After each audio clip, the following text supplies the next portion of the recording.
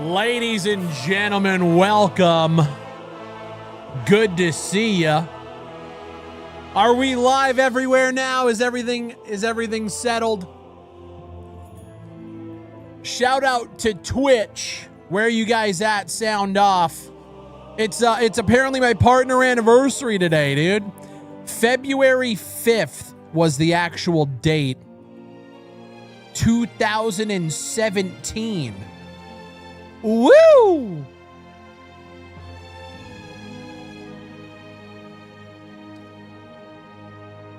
Where's my YouTube crowd? Are we live over there? Can y'all see me? Am I coming in loud and clear? Yeah, the small fries are in the chat. Good to see you guys. Welcome in. Gamers Quarter becoming a small fry. Welcome in. Good to see you. Shout out to Lonely Fades resubbing for 33 months. Absolute legends. What's going on? Bro, Deadlock's got me in a chokehold. It's all I want to play right now. Dude, me too. I was so upset that I couldn't play last night. We had just too much shit going on, man. Too much shit to do. Loving the earlier streams. Big W for the EU crowd. Shout out to my EU homies. What is happening? Oh, you guys probably don't know what that sound is. I don't have a... I was about to make a fucked up joke. How are y'all doing today? Welcome in. Good to see you. Appreciate you guys being here. I got a bunch of stuff I want to talk about today. And then I have a couple of things I want to maybe play later. It's going to be... Not a long stream today, but broken bottle sound. There you go. I don't have one of those, unfortunately. Woo! Still on vacation. How'd the dev interview go? So, all right. So here's what we got going on, ladies and gentlemen. So we recorded on Monday. We recorded an episode, an interview with Dean Hall. Of obviously DayZ fame. We talked about his new game, Kitten Space Agency. That's going to be coming out for Patreons on Friday, and then it's going to be available for everybody next week. And then last night we recorded the actual podcast episode that's going to be coming out for Patreons Thursday. Usually they drop today. We have something exclusive that we're talking about on the show that requires an embargo. So we have to push that for Patreons back a day. So Patreon members, you guys are getting a podcast episode Thursday. That's going to be coming out publicly for everybody on Friday. And then next week, everybody's going to be able to see the Dean Hall interview. There's a bunch of stuff going on. So the schedule's a little bit fucked up, but it's just because we have to, it's just scheduling issues. But it's gonna be super dope. So for the next 3 weeks, it's gonna be as if the podcast is a weekly show. We got boom, normal episode, Dean Hall interview, and then back to a normal episode the week after that as well. So we got a bunch of stuff. When's the game jam? We're actually having a meeting with all the moderators today to finalize the rulings, the categories, the theme, and then we're probably going to be making an announcement next week, setting up the rest of the Discord stuff we need to. So yeah, Game Jam, it's actually now, it's branded as the Big Fry Dev Jam. So if you guys are any sort of developers across Unity, Unreal, Godot, Game Maker, or whatever, keep your ears and eyes peeled, because we got some shit coming up here very, very soon. That's gonna be cool. Welcome in, ladies and gentlemen. Good to see you. Hello, hi. Can everybody see me? We're all looking good. Welcome in. Appreciate you guys coming through. I hope you guys are doing well today. It's Wednesday, my dudes. Feels good. We're halfway through the fucking week. I don't want to listen to the Undercity music. Let's go to Elwyn Forest. Any H-Hour retrospect videos? Yeah, I don't think we need to talk about H-Hour anymore. Ani, I think we can move past H-Hour. Does that sound good? Brother, I haven't seen you in forever. Where have you been, Showjax? How's your 2026 treating you, brother? Yeah, it's been a little while. Yeah, it's hump day, ladies and gentlemen. So, I use AI prompt. I use AI to prompt game creation. Does that work? Absolutely not, Joe. You can take that and you can shove it up your fucking ass. Anyways, we have a few things I want to talk about today. I'm actually really excited. We have a little bit of an update about Ashes of Creation. We finally have a developer who has kind of spoken out about the timeline and stuff like that. If you guys are following me on X, you guys have probably already seen this. Let me see what else we got here. We have, well, you know what? I won't even spoil it. You guys ready to get into it? So if you guys are following me on X, I put a little video out last night just on this platform, kind of responding to this whole big post. The TLDR is Margaret Crone was the PR social, basically director of communication for Intrepid. And she put out a massive post here kind of talking about what happened from her perspective. And I think a lot of people were getting at her because she was obviously viewed as a pretty important member of the studio, right? And it's kind of hard to believe that she didn't know at least a little bit of what was going on. So I think yeah, there's some stuff to extrapolate from this as well. Did you see Kira's new video alleging that the Ashes of Creation Steam payouts got frozen? I did see that. I don't know what's going on there because, yo, what's up, Reforge? How you doing? Reforge, I enjoyed watching your stream the other day. I was in there for quite a while, just kind of getting ready for my show. That was actually really fun to watch. So keep doing your thing, man. That was dope. Do we really know, though? Here's the thing. We don't actually... We're all putting this together based on things that we're seeing publicly, like I explained. There was somebody, and shout out to Flo, who screenshotted the comment. I thought it was actually really funny. Let me see here. I don't want to open anything on my stream, just in case there's messages or whatever that get shown. So let me just skip to this screen for a sec. I want to pull up this comment because I thought it was funny. So I don't know if my video pissed some people off. But this comment was clearly talking about me, which I thought was funny. Let me just kill my cam for 1 sec. Have you seen the people making videos stating things like this dev just stole millions? And clearly that's referencing my video title, right? Like, these people are crazy. These are massive channels too, and it's obviously defamation. I wonder if anyone will be litigious about any of this. Likely not. And Kira responded to this, which I thought was a little interesting. Yeah, it's unfortunate, but no one has ever made them scared of real-world consequences. They don't know what they don't know. If someone sued them, I'm sure they would figure it out real quick. I mean, I tread the line a lot using, oh, the audience is saying this, so I'll use that word specifically in the title thumbnail, which is clickbaity, but it's also not untrue. And it's not me calling it that, which could even still be argued in a court. It's a risk, but straight up zero facts, calling someone a criminal, yeah, that's something you get away with until you don't. Then you lose everything. So that's an interesting one because, like, I could have swore it was myself, Kira, Josh Strife Hayes, and all of these other YouTubers all sitting here calling Earth 2 a scam, 2, maybe 3 years ago.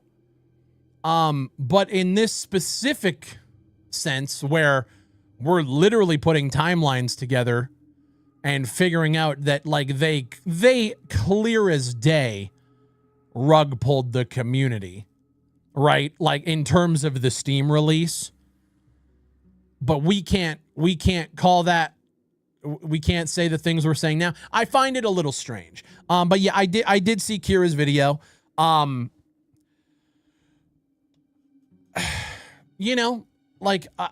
me, like, I get it that Kira obviously has information that we don't.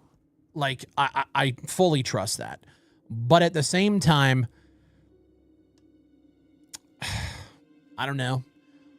I'm usually like Kira actually had some trouble with Arya in regards to Earth 2 and just stopped covering Earth 2 entirely due to it. Yeah, I don't know the history, but I do find it strange why this one is seemingly being handled with kid gloves when all three of us, like even, back in the day, and it's funny, like I watched a video from Josh Strife Hayes. It was like a clip from his stream where it was like a 30-minute video where he was talking about how certain people and certain content creators make content riling people up, and they want you to be angry because it sells and it gets views. And so I'm seeing these two respond, and it's kind of just like you guys are you guys are clearly, if like this one's directly responding to me, but Josh Drive Hayes, I feel like is also kind of responding to at the very least creators like me. And it's kind of just like, why is this one different? So it's a little strange. It's a little strange. But obviously Kira knows something we don't. But I saw this comment and I was like, damn, that's a little different than what I normally see from Kira, but it is what it is. Something's going on. Anyways, on January 28th, toward the end of the workday, I was informed that we would be laying off 100 developers. Obviously devastating. January 29th, Margaret shared this information confidentially with her game services team. And then on January 30th, so she basically just breaks down the timeline. And it kind of corroborates everything that Kira has said, that Steven has said. On January 31st, we were all informed via a confusing email that we would be laid off along with a warn notice. In the end, this is the most important part, I think. None of us are receiving our final paychecks. The 60 days notice and pay outlined under the WARN Act, PTO payouts, or other compensation owed. So I ordered the Code Vein 2 shaker. Oh, hell yeah, random. Well, I hope you used code Big Fry because that is the dopest thing to do. That is class action. Yeah, I can hear off in the distance just like a million lawyers flooding to this situation. I don't know what it's going to lead to, but I also know that there's a lot of industry folk that are currently they got eyes on all of this. It's fucking crazy. By the way, can we get well, it's not even a shout out, but I just want to give a shout out and make sure we highlight Bleak Mill Games is in the chat. What is going on? How are you? Creators of the upcoming Industria 2. Very excited to get my hands on this game when it comes out. Still don't have a release date, but I don't care. Any chance we can shout out Industria. W's. Bleak Mill in the building. Good to see you guys. I can't wait to play the game, and I hope it goes incredibly well for you guys. Kira said to wait until lawsuits for more info to come out, and public info won't tell the full story. Yeah. And so there was another comment, and I don't have it up right now, but Steven had left a couple of comments in the Discord in which he said two things. He said, I have said my piece publicly and made a public statement. What follows after that is a public filing, which tells me that there is going to be some sort of lawsuit or something's going on. And so I think at this point after today, unless we get some like concrete new information, I don't think I'm going to be talking about this anymore until we actually see more. But I wanted to make sure that everybody knows that, Margaret Crone, in my opinion, the most high profile person at Intrepid, has now come out and basically just told their side of the story with it. And it just lines up with everything. So don't want to spend too much time on this, today, but, yeah, it's an unfortunate situation for everybody involved, who isn't on the higher ups. So, thanks so much for the kind words. We're in the last stretch of development. You know the drill. Bro, I never want to go through that again. That was, that was a shit show. 20-hour. We were pulling back to back. Like I had to take off streaming, but we were doing, it was like, I'd wake up at like 8 o'clock in the morning. I would work until like 10 a.m. the next day, just straight. Go to sleep for like 6 hours, get up at like, 6 or 7 at night, and then work until like 1 or 2 in the morning the next day. Like the day I lost November. I'll say that, dude. I literally lost November.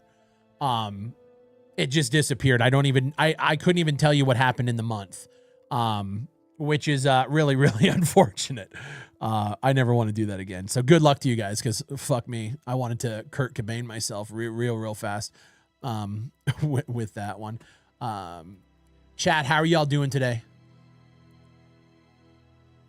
Yep, I 100% feel you. I had a good few nights at the office already.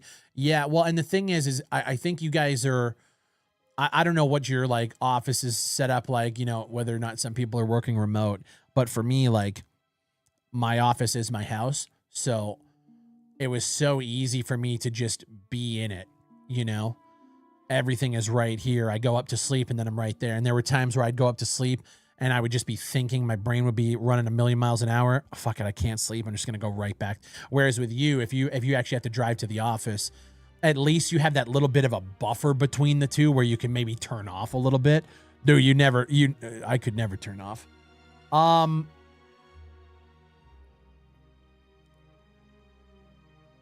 Big Fry, actually, we don't know what will be with Project because it's not dead for sure. Wait, what? Big Fry, actually, we don't know what will be with Project because it's not dead for sure. I mean, if you're talking about Ashes of Creation, I think it's pretty much dead.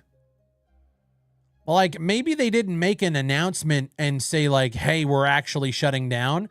But what we do know is the higher up, like, senior management have all left. The developers, as far as I'm aware, have all been laid off. Like, there's nobody at the studio, right? And so, like, it's dead. As soon as the servers go down, I think it's over, right? The person who would have made the announcement was fired. Right. Yeah. Right. Yeah. That's the best way to put it. The person who would have announced it that it's dead is gone. Yeah. Working from home is for the other 5 guys. I personally just rented a desk because the first game's experience was exactly that. 5 years from my bedroom, and this had, 100%. Good call. If only we had more developers like Hello Games where they actually delivered something good, and if they failed to deliver it at first, they fix it instead of abandoning it. Hello Games is, they're in a different ballpark. They were obviously backed by Sony. But yeah, I mean, the comeback tour that Hello Games went on post-launch is insane. And good for them, Mind's Eye just dropped a new trailer. For what? Mind's Eye is a thing? Hold on. What? What could Mind's Eye possibly be saying? Let's see. Mind's Eye. Oh god, I'm just getting a bunch of shorts. More Than It Seems. Oh, look at this. What is this? All right, let's have a look. Boop, boop, boop, boop, boop. Pull that over here. Pause you. All right. You guys remember Mind's Eye? I think like objectively one of the worst games of 2025, right? Welcome to Red Rock. I do know you. The real you.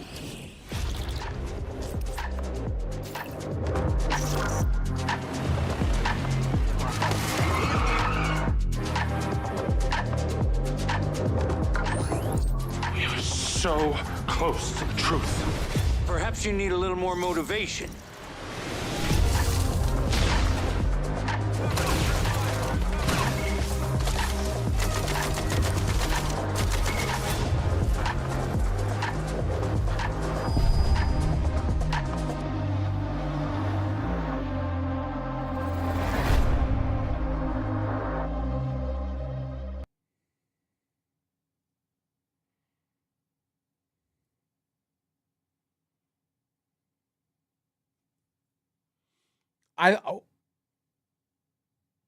That looked like the launch trailer. What are we doing here?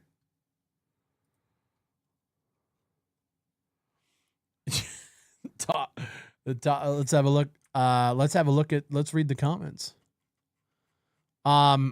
What changed exactly, and what has been? Oh my God, what the fuck? And what has been fixed since launch?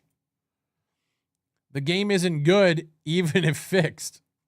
Is it fixed? Oh, this person said yes. Blind's Eye. How many times do we have to teach you this lesson, old man? Yeah, okay. Changelog, please, not just a generic trailer. That's strange. I thought they went out of business. I mean, I don't think they thought wrong, kid. You thought wrong. Not even the crickets are chirping to this. Yeah, brother. I don't know.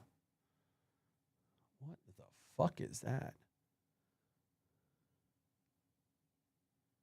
That's a person. Okay. Anyway. Okay, cool. So Mind's Eye, huh? That's fun. It's like saying Highguard dropped a 5v5 mode. Nobody cares. We talked about that on the podcast. That's going to be coming out later this week. The 5v5 mode for Highguard tells me one thing. One good thing. And it's the fact that they're nimble enough as a studio to be able to implement those kind of big changes very quickly. Could you imagine if Battlefield had to do something that massive of a change? It would take 6 months because it would have to go through 400 different people to get there, right? So that's a good sign that at least they could try to make some changes and you know, make something happen. But my ultimate conclusion is that in order to turn Highguard into a game that appeals to a bunch of people and actually has a sustaining player base, they have to change everything about it, and the game wouldn't even be Highguard anymore, right? So who else wants Telltale Games to come back? I want Minecraft Story Mode back so bad. I mean, I would want like the original Telltale to come back. I think they kind of went downhill a little bit. But I loved playing, like, the feeling I got playing the very first season of The Walking Dead Telltale was fucking incredible. They did, man, it was so good. They did such a great job. And then, you know, I think they kind of fell off a little bit. That game needs to change its core and needs to find an identity. 100%. Highguard setting just doesn't appeal to me, whatever it's supposed to be. Yeah, and clearly it didn't appeal to a massive demographic. What I said, though, on the show, there's a great conversation. Shout out to Crash for being the co-host of my dreams. I said that it's unfortunate that people got so toxic about it because maybe Highguard wanted to make a game like that. You know, at the end of the day, they wanted to make a game in that, like, they were super, like, that was creative. That was like, and that was the game that they came up with. And it's one of those things where maybe creativity took over when your business should have took over. But the people are at Wildlight are very adamant that, like, they don't need a large player base to be able to be successful. So, I mean, we'll see what happens. You know, we'll see. Guys, we got information about a game that I played last year. Now, I really, this is gonna be a group exercise because I really need your guys' opinions on this one. Because I played it, I made a video on it, and I praised the game actually. I really enjoyed it, but I think that the conversation around it is like mid to it just looks like a Back 4 Blood clone. And that is John Carpenter's Toxic Commando. We're going to watch the new trailer they just put out. This is apparently a gameplay overview. And then we have some more information from the press release today. I want to know what you guys think of this game. Welcome to John Carpenter's Toxic Commando. The newest co-op zombie shooter launching March 12, 2026. Today, you'll be getting the rundown on missions, progressions, it's just and not a whole lot more about the game. Strap in. It's time to fucking go commando. Cringe. Toxic Commando is a 4-player co-op action survival game where the world's going to hell and mutants are everywhere. Oh man, I'm in trouble. Get your crew together and play as Walter, Kato, Ruby, and Astrid. A bunch of criminals hired to clean up this mess and maybe save humanity while they're at it. You'll blast through multiple missions, each in a semi-open world packed with zombie heads to blow off. Get ready to face hordes of those sludge bastards. Fuck off over there. Saber Interactive Swarm technology throws hundreds upon hundreds of real enemies at you simultaneously. We're talking endless waves of zombies running straight at your face. Adapt fast, work with your team, or just grab a machete and charge into the horde like the maniac you are. In Toxic Commando, every mission starts with a badass vehicle, and you'll need it to navigate these infected hellscapes. Each has its perks. Stuck in blood and guts-filled mud with more zombies closing in? Jack So a this ride is with a really winch to cool. pull yourselves free, and crack open locked containers loaded with ammo, weapons, spare parts, and fuel. Teams bleeding out? An ambulance is your savior and heals everyone. Check your map for available rides and switch whenever you find something better.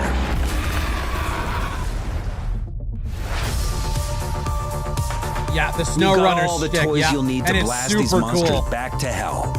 Pick your primary from 16 weapon types. Shotguns, SMGs, sniper rifles, you name it. Reloading. Secondary weapons like pistols back you up when you're running dry. When you're looking for brutal, bloody takedowns, melee weapons are your friends. Machetes, crowbars, all kinds of good shit. Now this is action.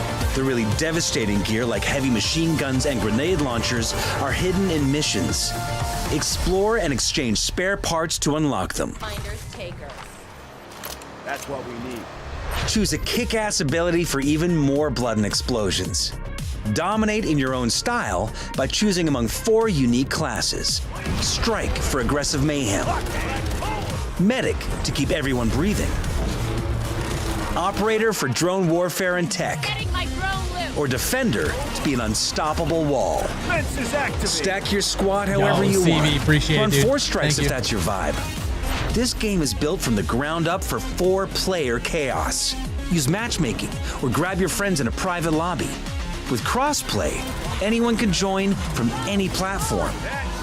One last piece of advice, if you want to play Lone Wolf, you'll get swarmed fast. Yeah. So rally your team, gear the hell up, and get ready for non-stop co-op zombie destruction.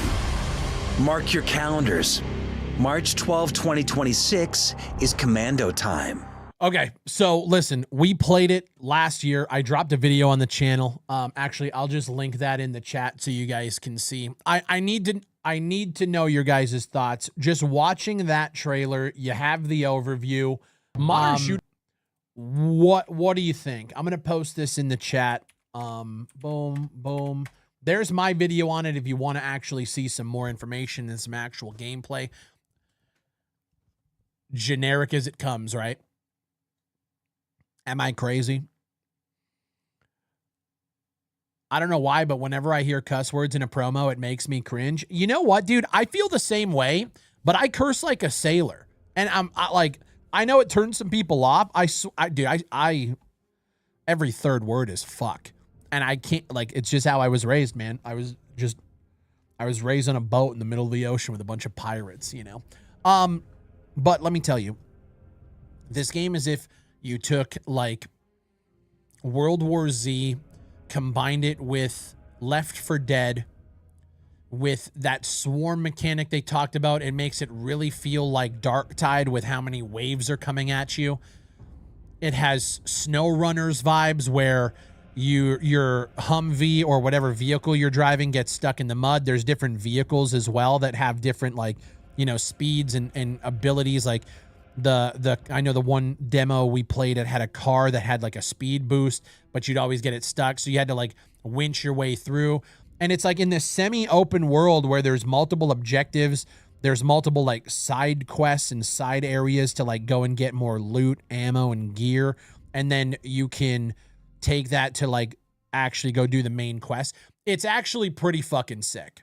When I first saw it, I was like, oh, this looks, I mean, okay. It feels like we've seen this a million times before. But what we have some information from a press release here. Where is it here? Where's my mouse? My mouse is all the way over here.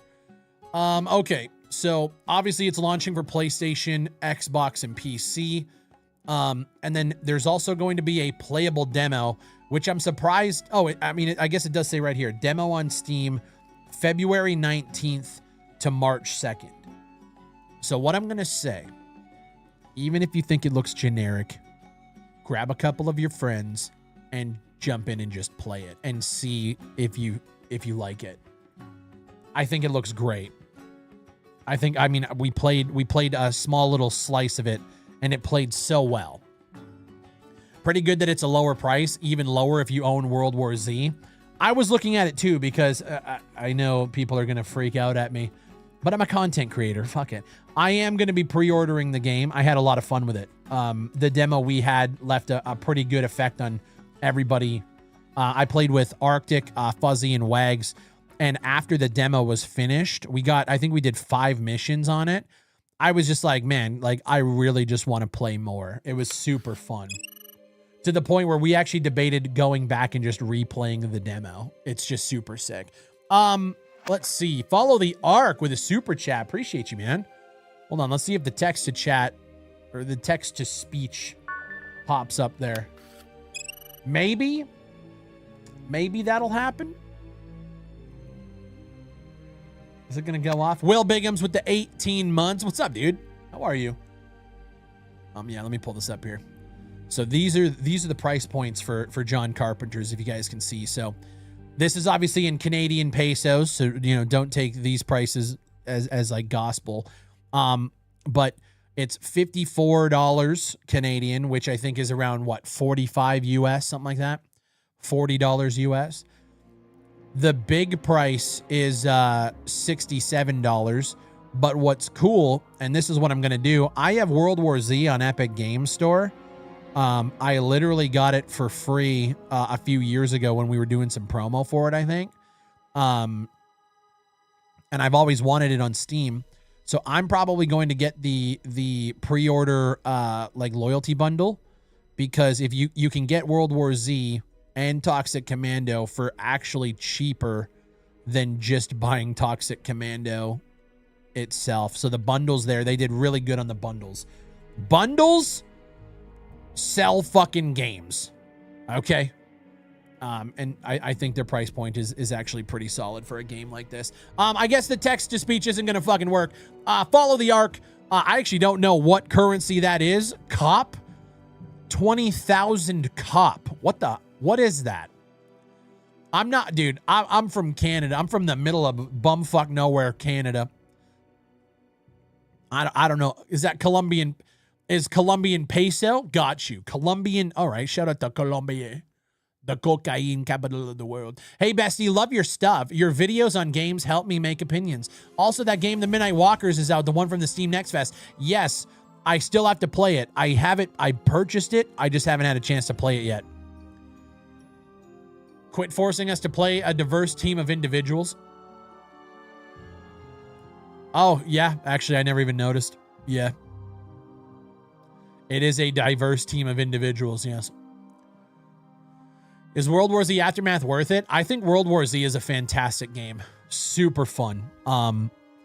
As somebody who is a big fan of third-person shooters, I know if we ever decided to make a third-person shooter, their player and camera controller is what I would look at as the standard in modern time. It's so fucking good. What do you think about Troy Baker's performance as Indiana Jones? I never played Indiana Jones, to be honest. I was never a big Indiana Jones guy, if I can be real. I know that's like blasphemy in a lot of places. I was never big on the Indy. I just never really liked it. I saw the one in theaters which one was it when he ended up in a fridge and there was an explosion and he was in a fridge or some shit like that? What was that? Which movie was that?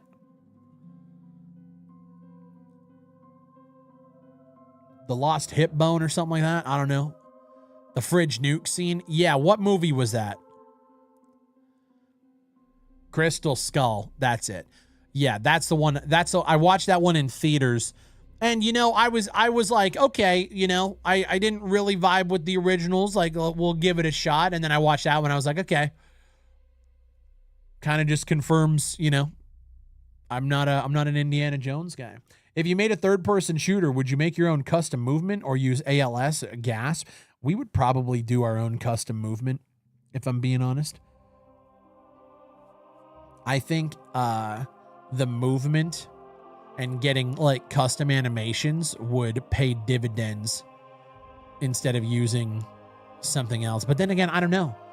I'd have to play around more with ALS and actually see what that locomotion system can actually do, you know? Love Fallout New Vegas' references to that fridge scene. Did you guys finish Fallout? No spoilies. But listen, Fallout was actually fucking sick. One of the best like video game adaptations I think I've seen. Super fun show to watch. Make a true SOCOM successor. I don't think that would do well, if I'm being honest. You liked season 2? I did. Yeah, I've been seeing a lot of mixed opinions online. As somebody who might not understand absolutely every piece of lore about fucking Fallout, I thought it was a fun watch. I do wish the ending, again, no spoilers, I do wish the ending wrapped up a little bit more. Like it almost felt like a mid-season finale. So I think the ending could have, you know, wrapped some things up a little better. But it's setting up a pretty solid season 3, I think. I don't know. What up, Frosty? How are you? By the way, shout out to SR Play, resubscribing for literally 2 years.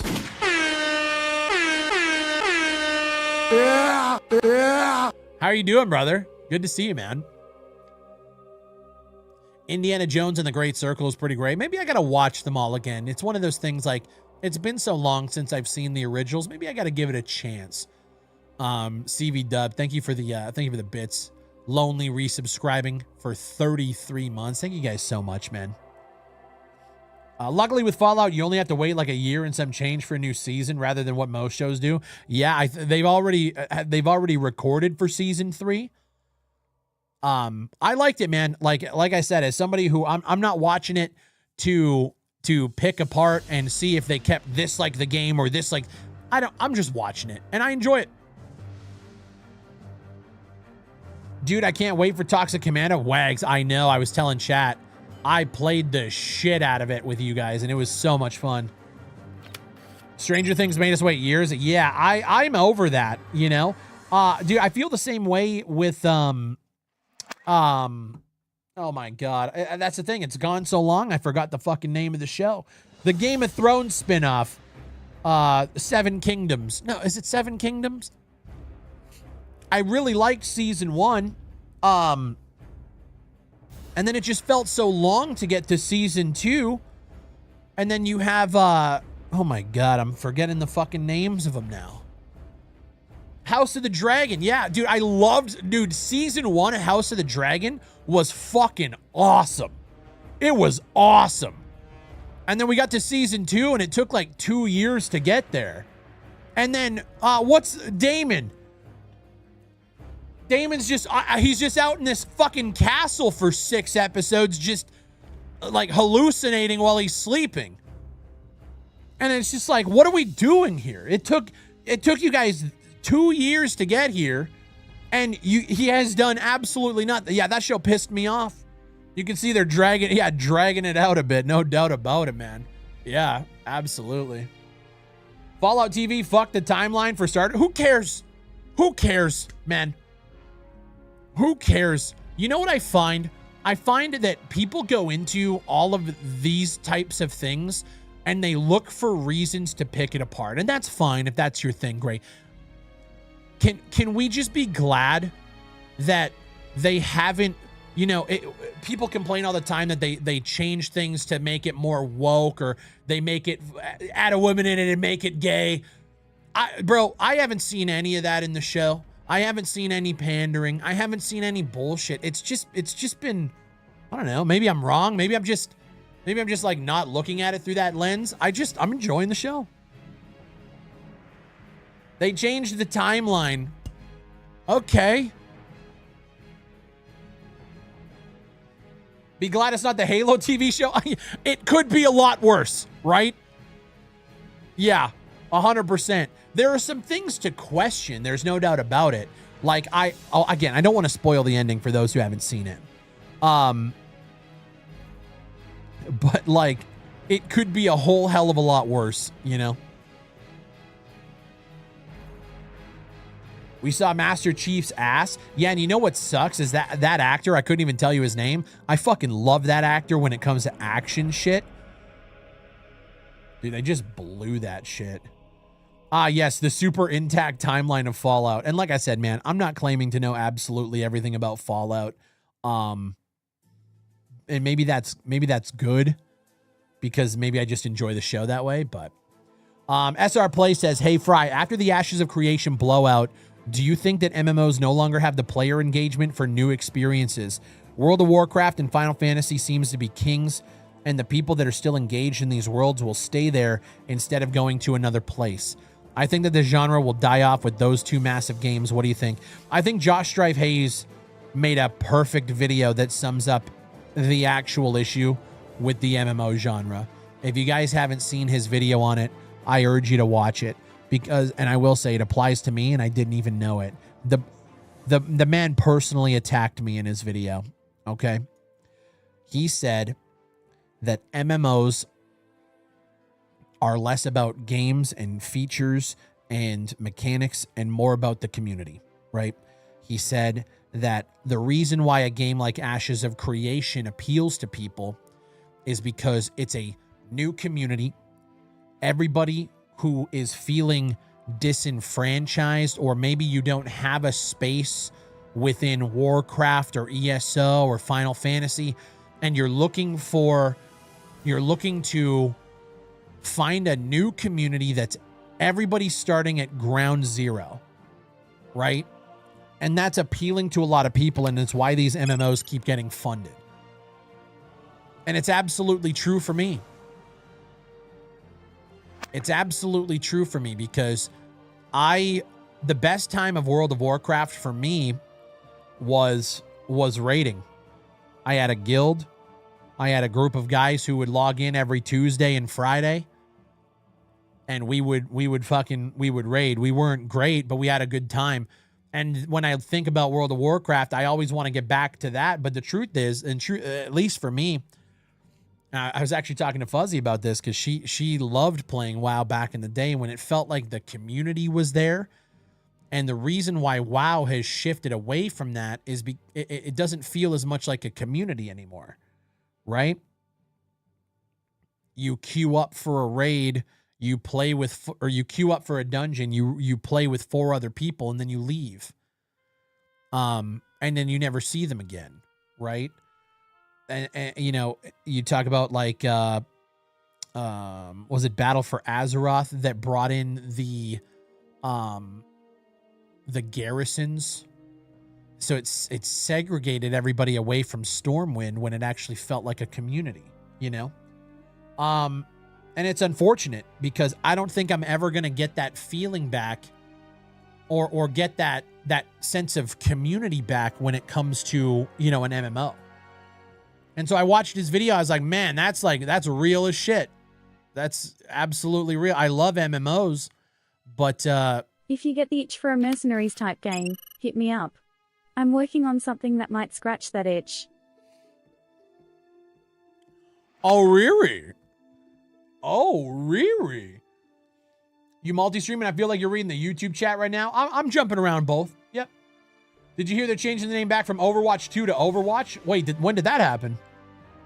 Blind Alien Productions with a $5 USD. Brother, I'm going to tell you right now, because I got a list of things I want to talk about today. If you're willing to show something publicly, shoot me an email right now. Shoot me an email with a trailer, with a Steam page, and we're going to look at it right now. You want feedback? We'll give it to you in droves. It's what we do. Reading the Mixer chat? Yeah, dude. I thought Macaulay... Wait, where was that? I thought Fallout Season 2 was very solid. Excited for more Macaulay Culkin next season. I enjoyed it. I enjoyed Season 2. I don't know if I enjoyed Season 2 as much as Season 1. If you get the itch for a Mercenaries type game, hit me up. I'm working on something that might scratch that itch. I thought I fixed the doublespeak, but apparently it's still happening. Interesting. But no, I enjoy Fallout. Absolutely. YouTube chat, less than Twitch chat. Are we doing gang violence right now, guys? Overwatch added a cat with a jetpack and called him Jetpack Cat. Okay, what's this Overwatch thing you guys are talking about? So Overwatch 2. Oh, here it is right here. This is literally 2 hours ago. Overwatch 2 is ditching the 2 amid launch of new story-driven era with 10 new heroes. What? Bro, the branding mismatch on this has been disgusting. Overwatch is officially ditching the 2 from its name. It's all just Overwatch now as the game enters a new story-driven era with a year-long narrative, 10 new heroes, and a major overhaul. At least they're doing something with it. Trying to out Deadlock, I guess? Yeah, 100%. So, okay, Overwatch, The Reign of Talon, new heroes. Okay, announced today at the Overwatch Spotlight. Is there a video we can watch so I don't got to read an IGN article? Oh, hold on. Overwatch Spotlight. I don't want to read an IGN article. Here we go. Play Overwatch. Let's not get... I mean, we already gave him a click, but I don't want to be on that website any longer than I need to. Does that sound good? All right. Let's get into it. Let's see what we got going on here. So this is breaking news.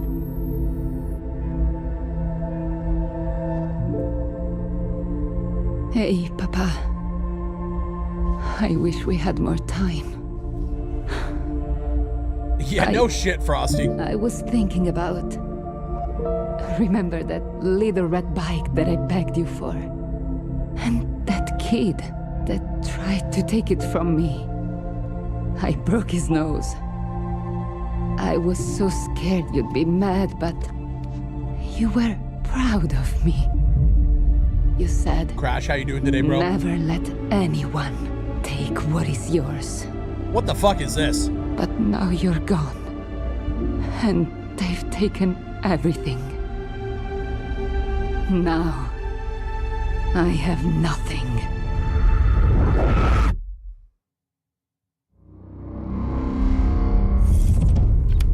Clearly, you have gathered us all here for a reason. I have more pressing matters to attend to. Get to the point. We should have put a stop to Vendetta a long time ago. She's a threat. I've been tracking her for years. She's gone from nothing to... Fucking high guard ass haircut. to this. She's building up to something. And if we don't rein her in, she's going to... Okay.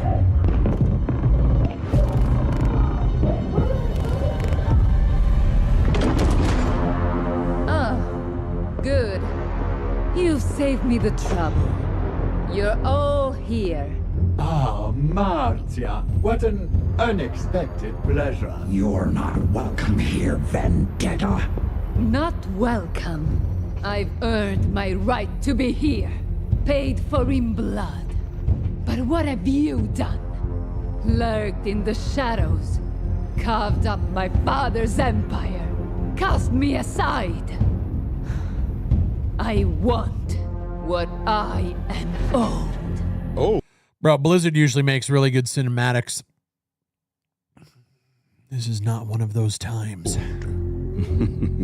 Child, you mistake your successes for succession.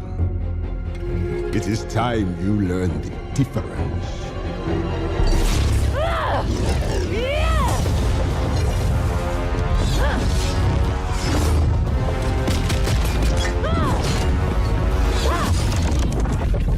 Predictable.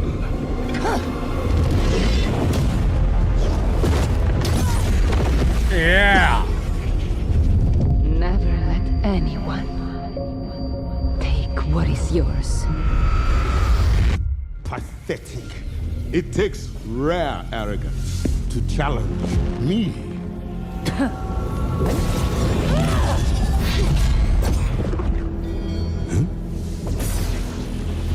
My family gave everything to Talon. And like a coward, you buried our legacy.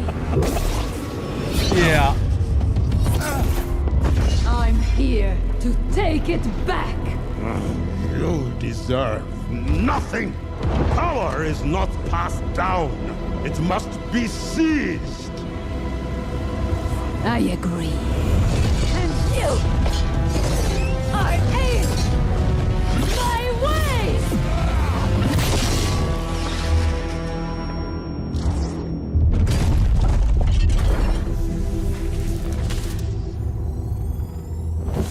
They're all just watching.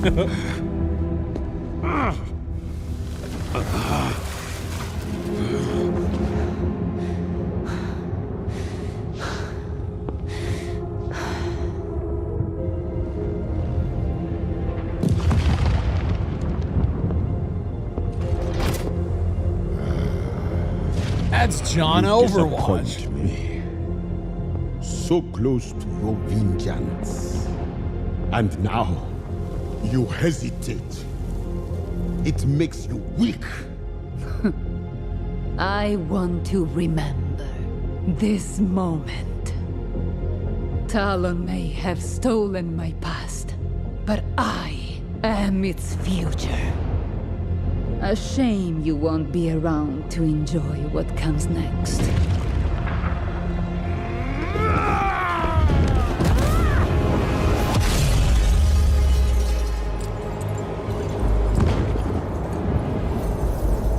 Okay.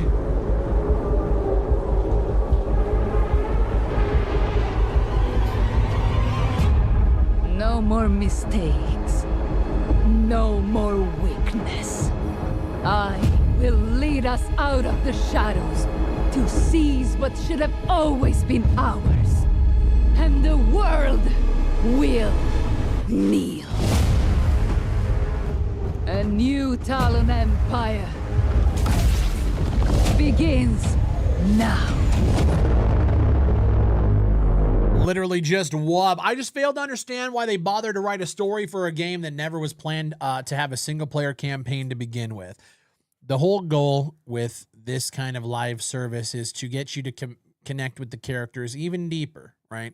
That's what they want, so that they can then like sell you skins and merch, and you love. Oh, I really love my character. It's money. Didn't they scrap a huge PvE mode? Well, they did, and that's why I guess I'm a little confused as to why we're now back here. But it looks like we're gonna get some talking head shit here in a little bit. We can find out what the fuck's going on. Vendetta is reclaiming what is rightfully hers. Doomfist is defeated. And 2026 is officially the Reign of Talon. Welcome to the Overwatch Spotlight.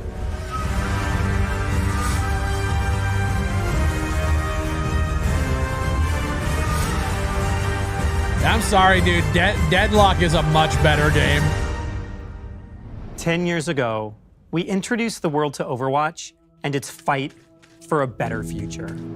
But now, it's time for Overwatch's next big story, and I couldn't be more excited to share it with you. Okay. On February 10th, we're kicking things off with a brand new Season 1. For the first time ever, we're telling an annual story with a beginning, middle, and end. A story that evolves across all 6 seasons of the year before a new Season 1 launches the next chapter in 2027. Will, yeah, no shit. This is going to be epic. Overwatch's fight against Talon will unfold through Great in-game Talon. events, animated hero trailers, short stories. Look, I'll be real. I dig all of this stuff. I really like this. Like, I'll be real. This is very cool. It's funny. This is what Concord wanted to do. And comics. All of these will be instantly updated in the narrative viewer right inside the game. That's cool. It's a whole new way to experience the Overwatch universe. And since it's our 10-year anniversary, we're going big. Instead of just 3, we're releasing 10 new heroes over the course of the year. And the first 5 are launching next week with Season 1. Oh, dude, I think Deadlock kicked them in the dick, if I'm being honest. We finally have movement in Overwatch, which is fucking crazy. Each new hero drives the story forward, reshaping the world and testing the balance of power. You'll see this impact everywhere. Map updates, artwork changes, new voice lines. Every year, we aim to bring major updates that improve and expand what it means to play and experience Overwatch. Moving forward, in addition to new gameplay and systems changes, this will also include major story arcs driving the Overwatch universe forward. We're expanding the story, deepening the lore, and bringing you something truly unforgettable. And as Vendetta seizes global power with her new command of Talon, what will become of Overwatch? The stakes have never been higher. The war has begun, and 5 powerful heroes are immediately joining the fight in Season 1. And 3 of the 5 are of keen interest to Talon. For the newest tank, we are thrilled to introduce you to Domina. While technically not a member of Talon, Domina is the heiress and VP of Vishkar Industries and has formed a fruitful partnership with Vendetta. This mutually beneficial alliance sees Vishkar securing redevelopment rights for all areas tragically affected by Vendetta's new war. Though she may lack the innate talent of some engineers, she won't let that stop her, as she harnesses some of the most advanced technology that Vishkar has at its disposal, augmenting her own abilities while still keeping her hands clean, so to speak. From a young age, Domina worked hard to fulfill her family's expectations, and it all paid off in the end. Pressure makes a diamond, after all, and Domina truly looks flawless, bringing style and grace to the battlefield. Domina is Overwatch's first true poke tank since Sigma, with tools to keep enemies at bay and control the battlefield from long range.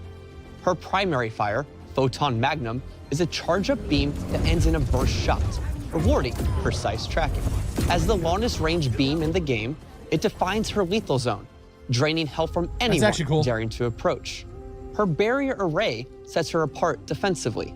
Its wrap shape not only mitigates damage, but also protects against flankers, giving Domina strong battlefield presence.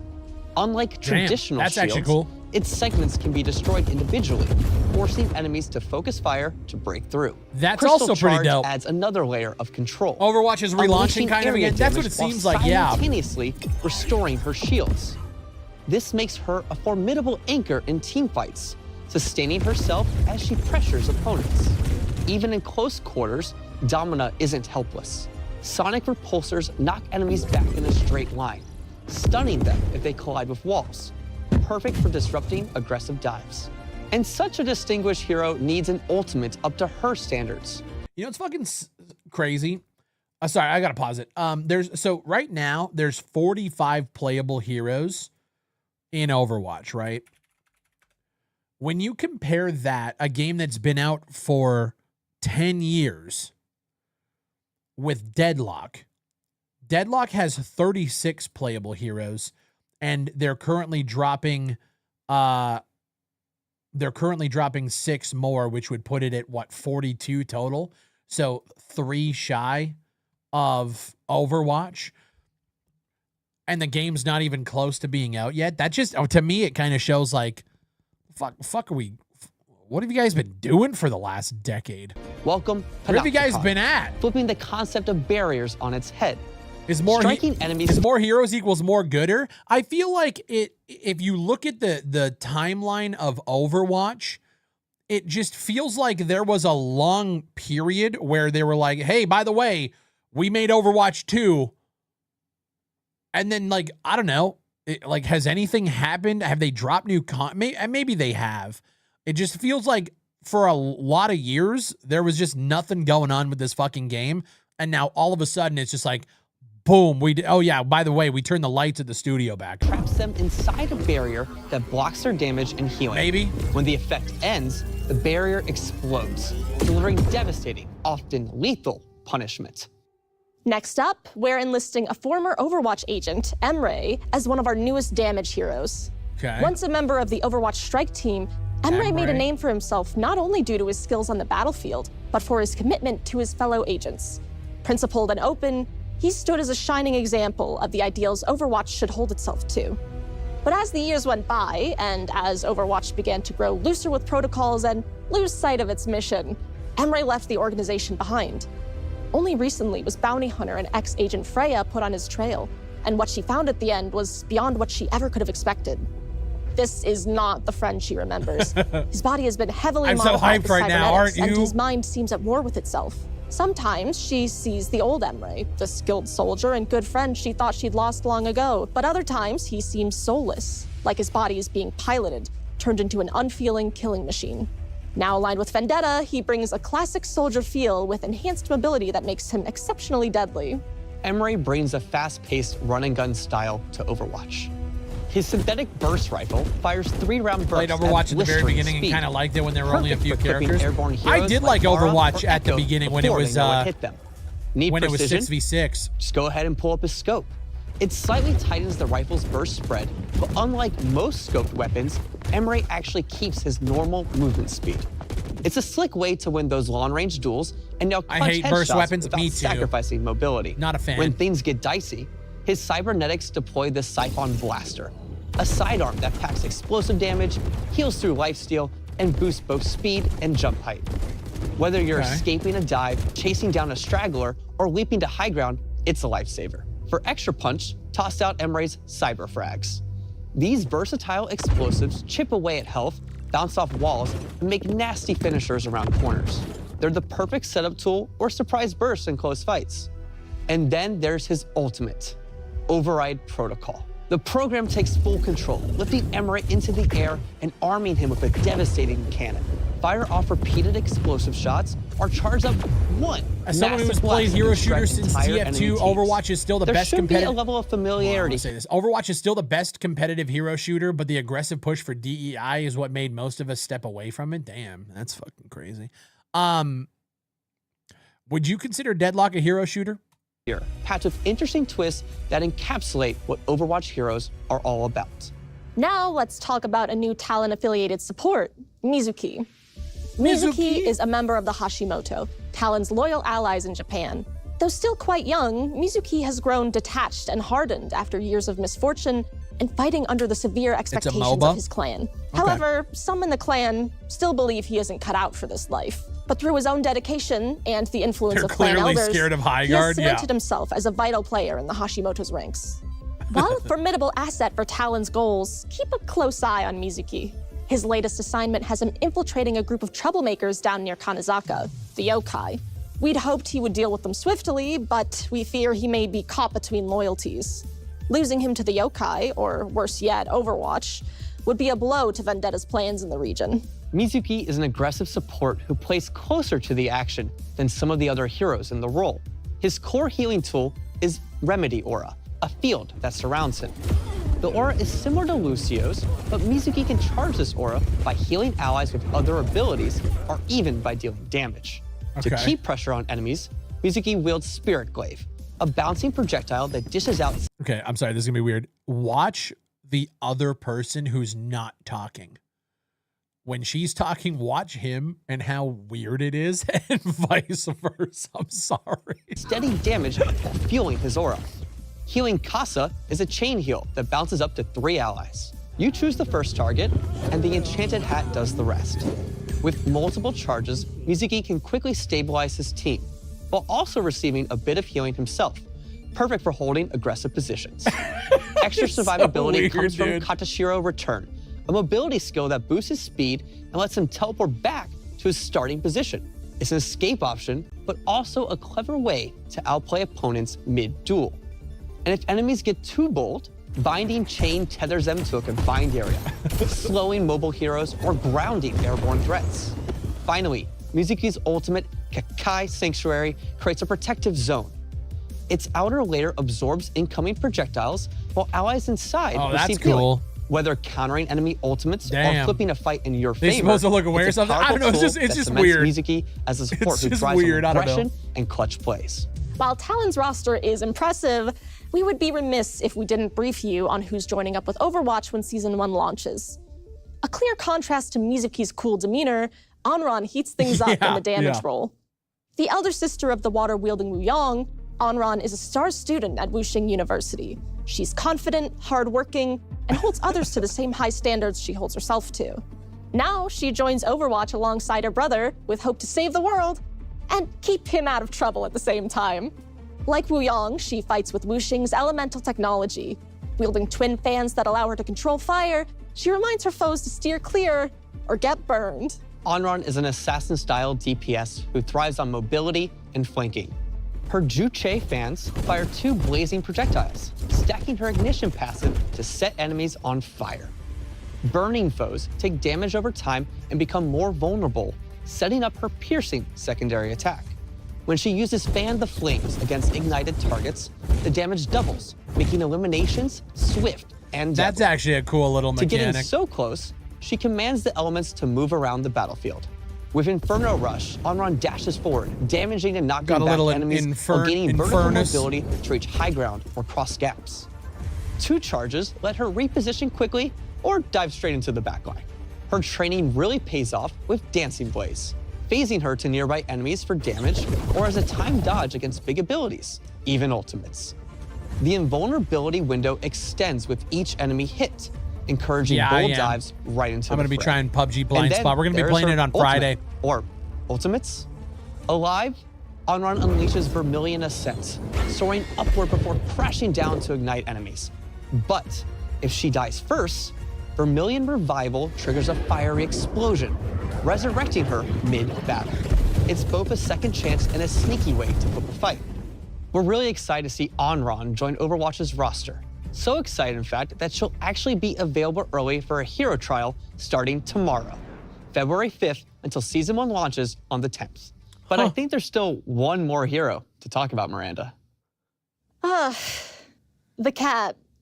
In a world with gorilla scientists and hamster engineers, a cat wreaking havoc in a jetpack makes almost too much sense. Not much is known about this new arrival to It the is team. cute. She appeared in Gibraltar as a stray, and if there's more to her story, she certainly isn't sharing it. It is But cute. whatever her origin, Overwatch's very own Brigitte was eager to adopt a new feline friend. They could have picked a better name for it, but it is a cute Jetpack little Cat has kitty. proven to be a surprising help in the fight against Talon. Her lightning-fast reflexes and her uncanny balance allow her to provide support in even the hairiest firefights. She'll put all 9 lives on the line to keep her team safe. We really wanted to introduce a new form of utility into Overwatch. Obviously, this cat has a jetpack that actually stays on the entire time. She's flying in the air. But when you're up in the air, you will be able to transport allies with Lifeline. While in this mode, allies that are below her will be able to attach to Jetpack Cat's tether. Oh, so and she she's, can move them around the map. Ivy. Lifeline opens up worlds of strategies. It's Ivy. It can be used for something as simple as a taxi from spawn, or to fly an ulting Cassidy above the point. And because we all know cats love knocking things off ledges, Jetpack Cat's ultimate has her pouncing on enemies. The closest knockdown enemy is picked up by Jetpack Cat's tether, and then either flown off a ledge dragged into the enemy team, Oh yeah, or just so taken it's, for a it's joyride. Ivy from We don't want Deadlock to give and too much Jeff away from until you Marvel can play her Rivals. for yourself. But really, we are so excited for what Jetpack Cat unlocks and can't wait to see the plays you come up with. Beyond these first 5 heroes, we'll also be releasing a new hero every season. Each one expanding how you can play alongside the ever-evolving story. You will be able to get your hands on Domina, Onron, Emery, Mizuki, and Jetpack Cat when Season 1 launches on February 10th. Hey everyone, Kenny here back at Watchpoint Gibraltar where the rest of the team is supposed to be. I'm still a diva main, don't care. Anyway, it's not just about who's fighting, it's about how they fight. When Season 1 launches, there will no longer just be tanks, damage, and supports. Each role will have new sub-roles, all of which will have unique new passives tailored directly to the skill set and combat style they bring to Overwatch. That's kind of cool. Damage heroes will now be spread amongst Recon, Flanker, Specialist, and Sharpshooter sub-roles. Next, there will be Survivor, Medic, and Tactician supports. Lastly, do you prefer to be a stalwart tank? Maybe a bruiser instead that charges into battle? Or are you more of an initiator, attacking the backline? Because sub-roles may change how you approach some of your favorite heroes, we're adjusting some perks as well. Over the last year, perks have had a huge impact on how you approach matchups, and we're continuing to explore not only how to tweak them for better balance, but also for the most fun way to play Overwatch. Yeah, that's a W Beyond change perks, for sure. Later this year, we're looking at reworking some of the classic heroes. We'll have more details on the heroes and new abilities ahead of Season 3. To usher in the reign of Talon, we need your help. In Season 1, we're introducing a new meta event where you can fight for a side and get rewarded for it. Okay, kudos to them. It actually feels like they've been working for a little while. That's cool. Each week, you'll pick your allegiance to Overwatch or Talon, accepting and completing missions tied directly to the lore. Rewards will then be given out at the end of each week to the faction with more successful missions. So you'll have 5 weeks to try and win on both teams. Feel like you chose the wrong faction? No worries. You can go the double agent route, change things up mid-phase, and not have to worry about sitting in Gibraltar alone.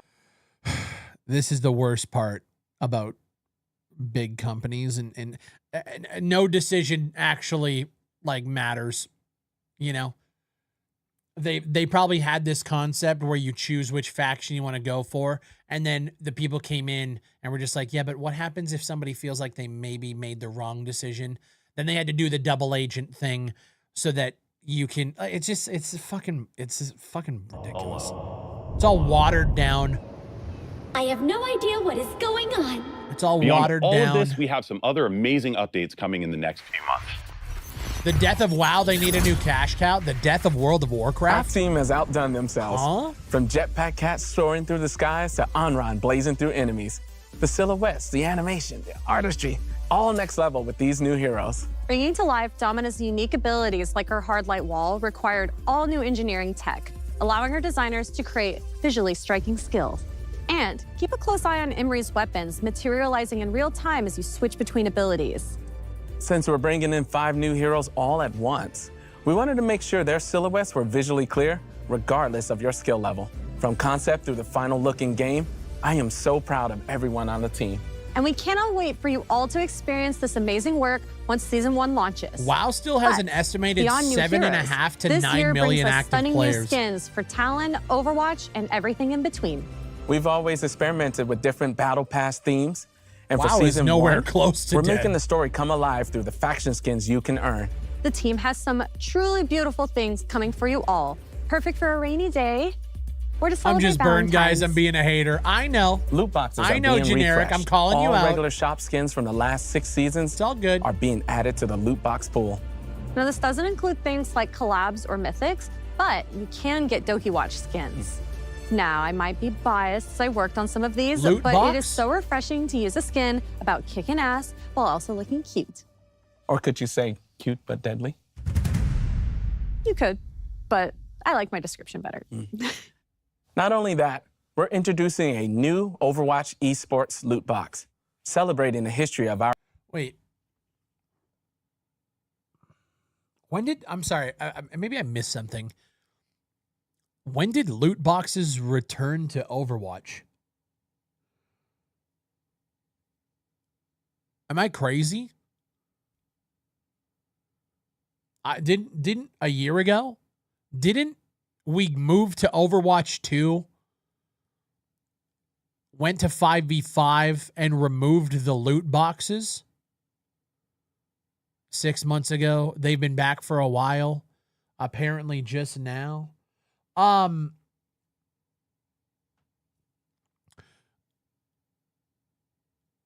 So Overwatch 2 didn't happen. That's kind of where I'm at, is Overwatch 2 didn't happen. Right? Competitive scene. Every season this year, there will be 2 Mythic Hero skins coming your way. Season 1 kicks off with the all-new Mercy Celestial Guardian. This idea came up and the team was like, dude, we gotta make this. Alongside it, we have Juno's gravity-defying Starshooter Blaster. And mid-season, May will let you hop online for our first Mythic Hero skin. Okay. Over the next few seasons, new Mythic Hero skins will be released for Soldier 76, Illari, and Mauga, to name a few, while Mythic Weapon skins for Genji, Hanzo, and Sojourn are on the way. Some of the most fun skins we get to make each season are for collabs. And there's some absurdly fun ones coming this year. The first one fills us with nostalgia in the most kawaii of ways. When playing Overwatch, we could always use a friend or two to watch our backs. So who better to help kick off this new year than some super cute friends of ours?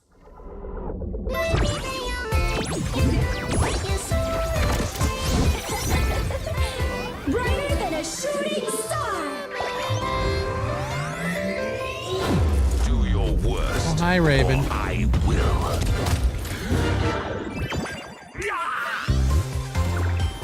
Oh! All right, enough of that. That's cool. I'm glad they're actually doing something with it. I'm not watching another 20 minutes of fucking grown ass men talk about kawaiis. I hope that's cool with you guys. We're gonna fucking move on. That's ridiculous. Fucking great. Game looks cool, but good lord, if I have to watch Buddy do jazz hands, get me the fuck out of here. Kate, you want to come cuddle? All right, come on. I'll be a little cat dad. Yep, you're good. Yep, get in your position. Yep, there you go. All right, cool. All right. What's next on my list of things to do? So this was an interesting piece of news today. Hold on, let me kick over here. Hello, Raven. Yeah. Raven likes to cuddle at the edge of the desk every fucking time. Let me pull this article up. Actually, I don't have to do that. I got it here. We need to see some of these devs' notepads. Bro, we need to see some of these devs' hard drives. I'm just being fucking real. So this article just came out today. Nikita confirms that this new Space Tarkov core game isn't related to Escape from Tarkov or Battlestate games. This is something that we were kind of speculating on the podcast, and then this just came out, so it's going to be a weird little timing thing. But what's strange, dude, how did Crash, like you and me just talked about this yesterday, how does this work? Because does that mean like Nikita is working with a brand new dev team on this game? That's very strange to me. Correct? So Nikita, so I'm just trying to figure out how his day-to-day looks. Does he go to Battlestate games for the morning and then to like the other team in the afternoon? Like what? Makes me think he's got a new studio on it. His name's on the fucking trademark. No, yeah, Nikita is, but it was very unclear whether or not this was a Battlestate Games game or not. On Sunday, was unveiled with a first look trailer. It's already been compared to Escape from Tarkov in space, which I mean, of course, they're going to be making comparisons. Today, Nikita emerged on social media to quell the rumors, stating clearly and simply that Core is not connected with Battlestate Games or Tarkov. So that's interesting. Nikita also confirmed in a Russian comment translated by Grok that Escape from Tarkov isn't being abandoned so he can work on whatever Core is. So it's interesting. Bro's got so much money, he has 2 whole studios. That's what I'm saying. It's very strange. That's unheard of. I've never heard of anything like this, ever. At least as far as I'm aware, right? Without obviously like one game being abandoned, could be consulting on it. Maybe. I mean, if his name's on the trademark, that would tell me that he's doing a little bit more than consulting, but interesting. One that might not have as much jank. Okay, your tail is hitting the cord. You're drooling everywhere, my girl. You are drooling everywhere. Oh my God. Yeah, she really likes ear scritches. He did sell Tarkov for 250. Yeah, that was actually unheard of. But yeah, so I wanted to just, I guess, set the record straight for people who don't know, you know, what's actually going on. Metal Gear Solid Snake is coming to Rainbow Six Siege as an operator. So guys, we have the full reveal of Season 11 coming. It's happening on the 15th. I'm actually kind of looking forward to see what the hell's going on. I didn't know you were... I'm a kitty dad. Dude, we got 4 kitties here. I bet he's going to pull off game packages all over again. I mean, oh yeah. Why wouldn't he?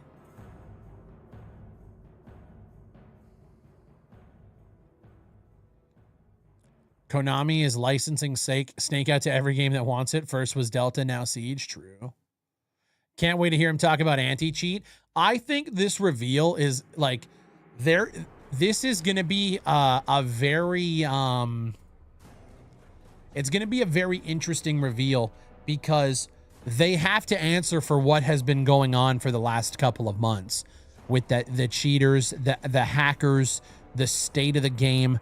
They have to mention it because they can't sit here and say, look, we've improved on the anti-cheat, blah, blah, blah, without, you can't. I'm sorry. So it's going to be a weird one where they kind of have to acknowledge their faults a little bit and acknowledge the problems while also trying to hype people up and get people excited for Season 1. So it's going to be an interesting one. Hello. Hello. Oh, yes. Hi. My goodness.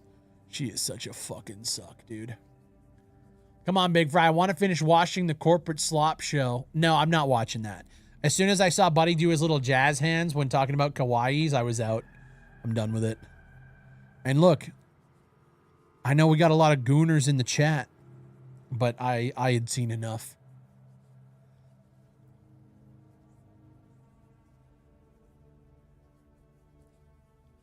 I had seen enough. All right, guys, what time is it? I think now is probably going to be a good time to do what I wanted to do today. So give me a moment to get this ready.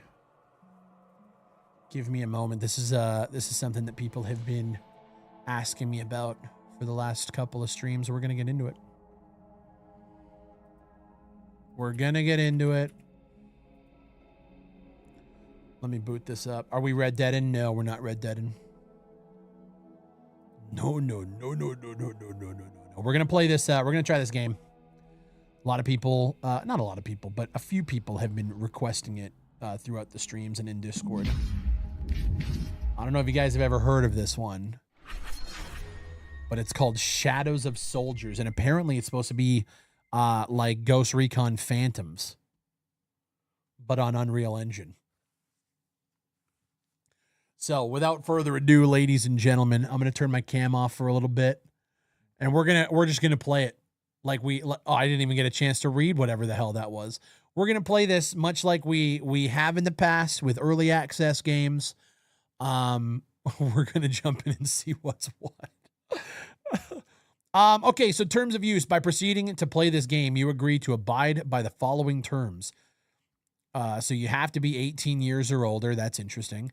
No toxic behavior. You agree to maintain a positive and respectful attitude with all other players. Harassment, bullying, and any form of discriminatory or offensive language is strictly... Yeah, fuck off. Okay. Any purchases made within the game, including but not limited to microtransactions, blah, blah, blah, are non-refundable. Okay, that's always a good thing in terms of service for sure. All right, let's have a look. Enter display name. Sergey Titov eats cat ass. The fact that I could actually put that as a name is crazy.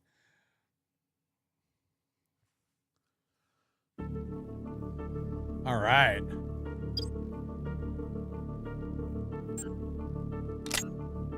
Change equipment. Okay, let's see. AR4. It's a tutorial. I hope they have more guns.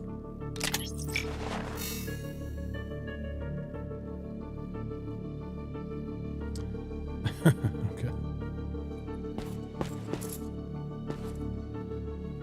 Oh, my mouse is going on my other screen. Hold on one sec. There we go. All right, welcome to the Shadows of Soldiers tutorial. Oh, the movement is ass. All right, here we go. To shoot, press left click. To aim, hold right click. Ow. Wait, why is the hit marker always on? Okay. To mark tag, press T.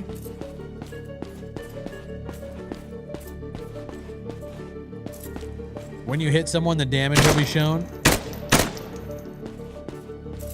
I'm out.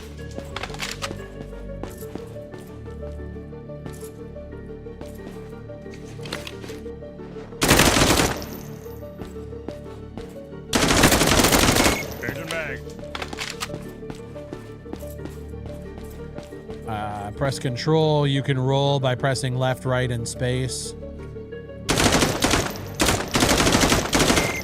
Reloading. While running, you're able to slide by pressing space. If you keep sliding and an object is near, you can slide into cover. Oh, that looked janky as fuck. Press middle mouse button for melee hit. Press Q button to swap shoulders. Okay. That's their climb. Holy fuck.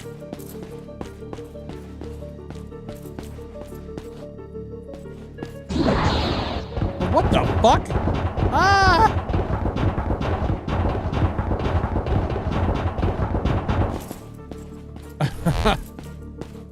Okay. What the fuck was that? You're done with the tutorial. You can go to the main menu. Oh, okay. Quit. Yes.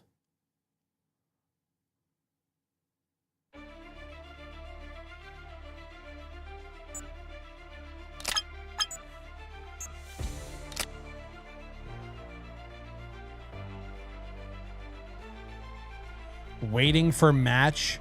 Test _Q. Matched.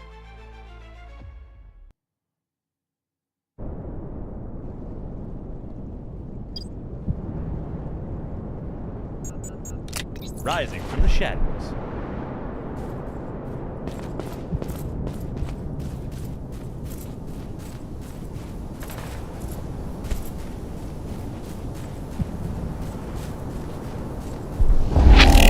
Oh, that's loud as fuck. Jesus. Oh my god. Oh, it's so loud. Holy fuck, I had to... Oh my god, it's so loud. Oh my god. Oh no. Holy fuck. Oh, what happened? I didn't even get a chance.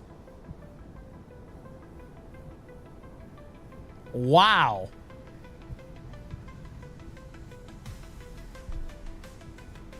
All right. You got tinnitus? Yeah. Let's, all right.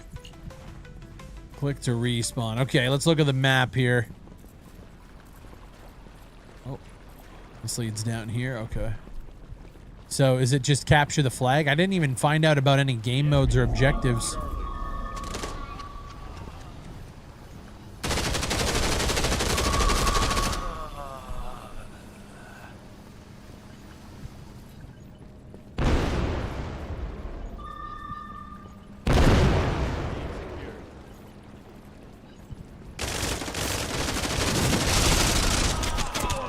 What? Oh, I got clipped from the left. Oh, okay.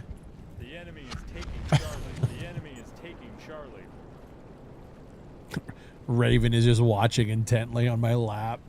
He's like, Dad, this game looks like shit. I know, little Raven. It's fine. It's what I do. This is my job. This is why people watch me.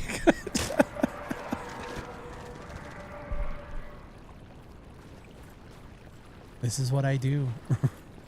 I play shitty games. Oh! Okay. Oh, I think I got...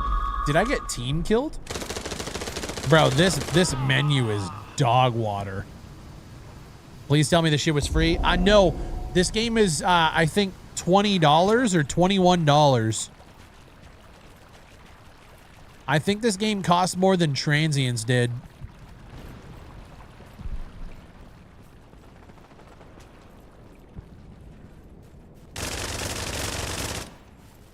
$17 USD. Okay, so a little cheaper than Transients. Sorry, guys. I spend money in Canada dollars, and our dollar value changes every goddamn day.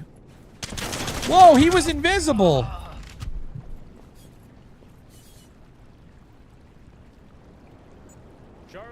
Okay.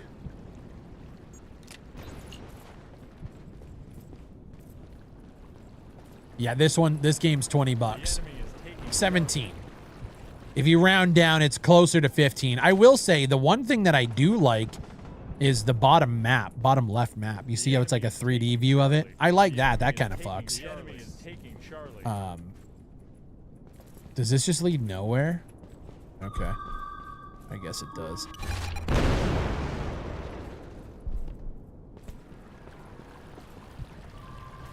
Yeah, 3D map is cool. It is kind of hard to navigate with it, I guess, but it is kind of cool. Okay. Man, the visual recoil is so dog shit, bro.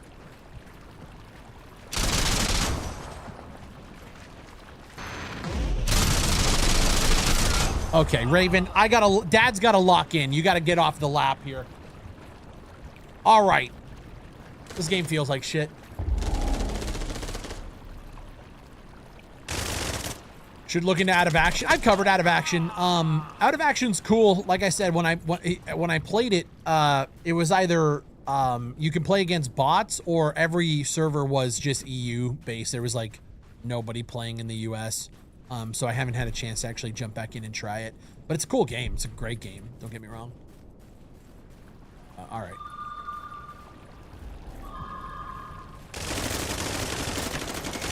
Bro, the visual... Okay, what is this shield? Okay, we can't shoot through the shield at all, I don't think.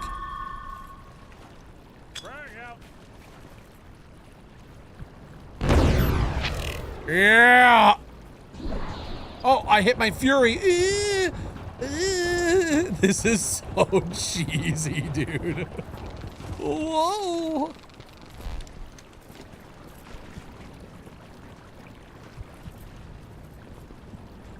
Okay, they were this way. This seems like a pretty good chokehold to hold, I guess. The yellow D on that fence, you guys see that? Every time I look at... Oh, now I'm close. Oh, yeah, it's a distance-based thing, yeah.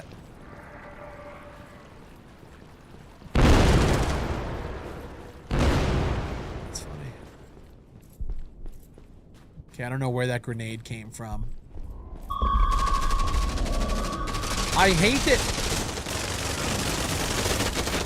Oh my god, man. This shit is ass. I hate that every time I move, my character, like the camera moves back and forth. You know what I mean? Yeah, watch out, High Guard. We got ourselves some real competition in the multiplayer space now. Like, I hate... Yeah, it's just ass. It doesn't feel good. Shield is OP. I would say so, yeah, considering the time to kill, right? E to climb. I can't get a kill to save my fucking life. I'm confused. I am confused. I mean, hipfire is useless, right?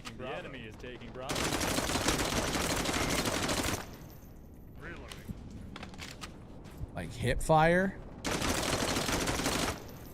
I mean, maybe not. It just seems like the bullets are going all over. I mean, I guess they kind of are. Hip fire, I guess, at anything more than 5 feet away.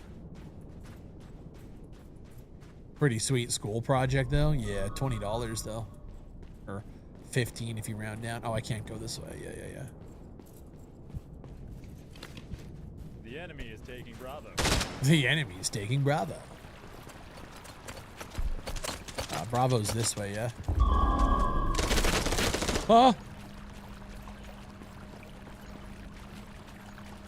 The enemy is taking Bravo. Oh, stuck.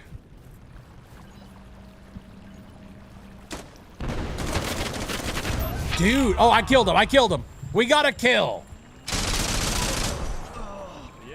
Stop looking for the light. I would really pay $10 at most for this. I wouldn't pay anything for this. I mean, granted, I did, but that's not the point. The enemy is taking Bravo. The last time you died, you got killed by 4 guys, but there was only 1 guy next to you. It's just one of those. It's just one of those things, man. You know. The enemy's taking Bravo.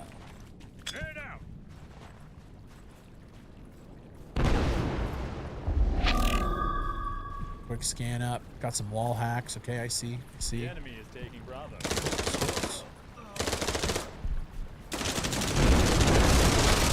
Wait, what the fuck is that now? Another type of shield? What is going on? I'm dead. Or is he dead? What the? The enemy is taking Bravo. The enemy is taking Bravo. This shit is ass, dude. Dark Nace, yo, thank you for the bits, brother. Appreciate you. Yeah, this shit is ass. I got killed by Spine_0. Oh no, it's not 4 guys. It's 1 guy. It's where they damaged you, right? The enemy's taking Bravo. Fucking weapon bloom while ADS is... Yeah, dude, it just feels so bad.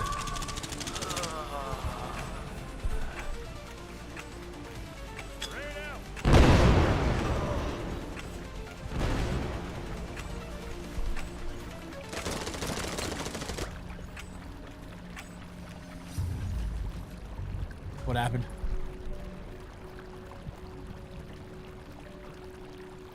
Oh, the game's over.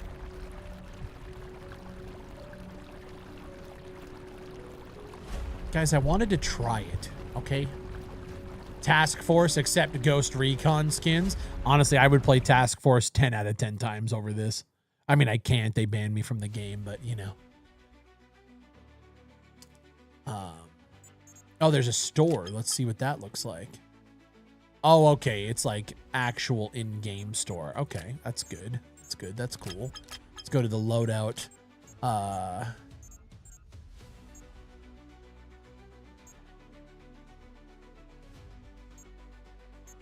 Okay, whatever. Sure. Matchmaking. Search match. Players matching 0. Okay. So I got XP, but apparently I didn't.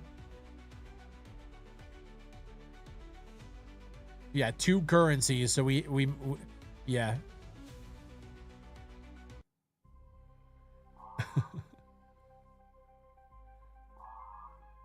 I'll green up.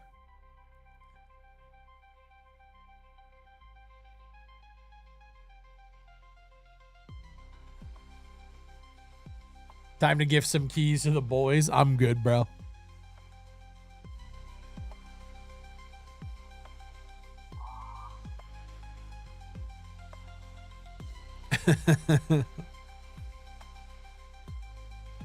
Guys, I didn't get keys. You think I think the devs reached out to me?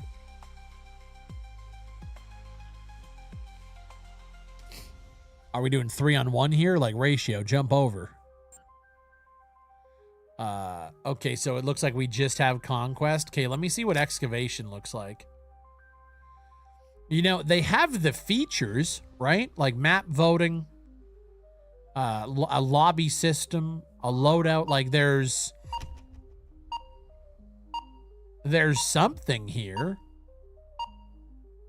Looks like they have clans.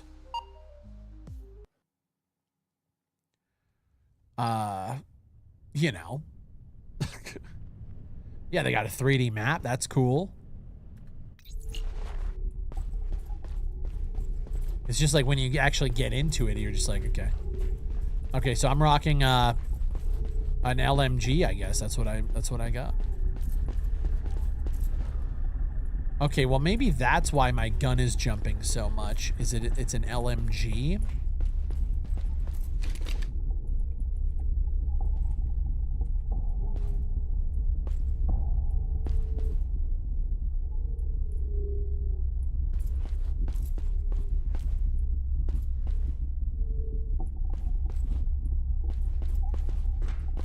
$20 prototype for sure.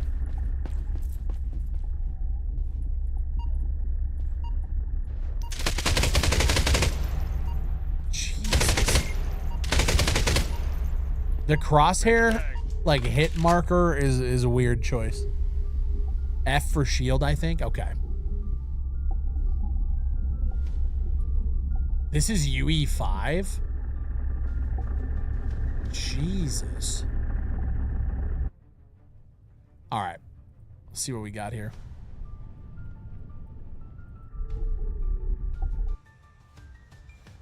Okay. Rising from the shadows.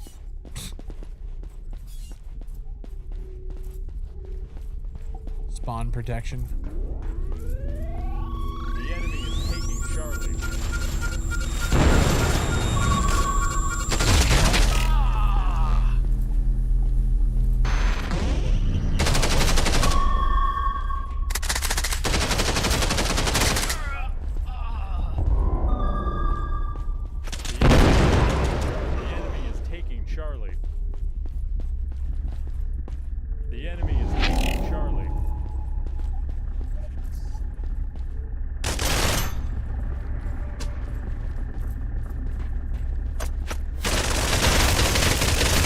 Bro, the invisible shit is AIDS.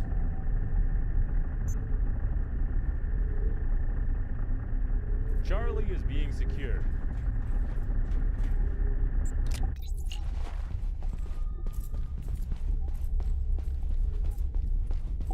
The enemy's taking Charlie.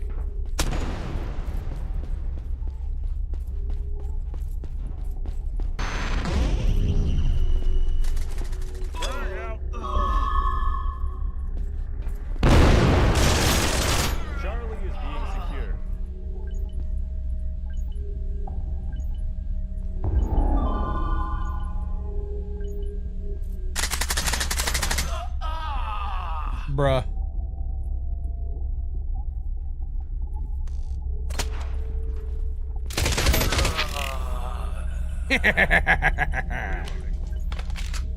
Charlie is being secured.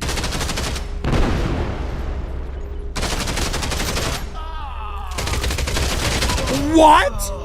I'm out. Oh, okay. The enemy is taking Charlie. All right. Oh, he just clipped me with a headshot, I guess. Well, I mean, fuck me. He did a lot of damage.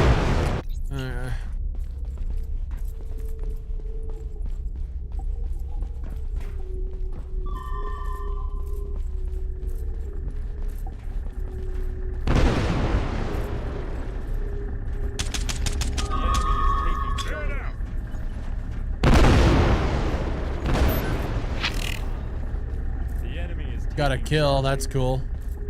The enemy is taking Charlie. Holy fuck. How many times are you going to say it, bro?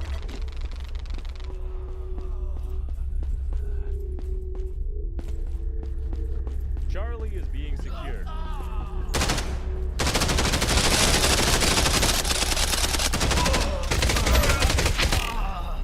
Reloading.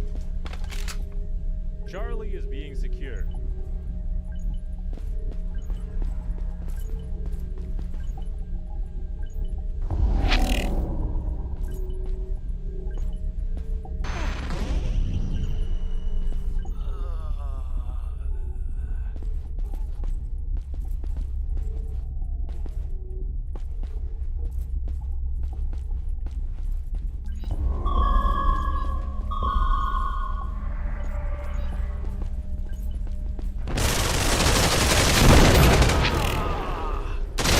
Dude, this game is ass, bro. I'm sorry.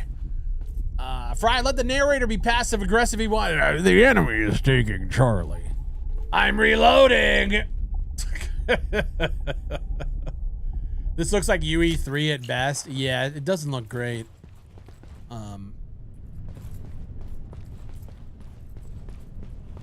Yeah. How many people are playing this right now?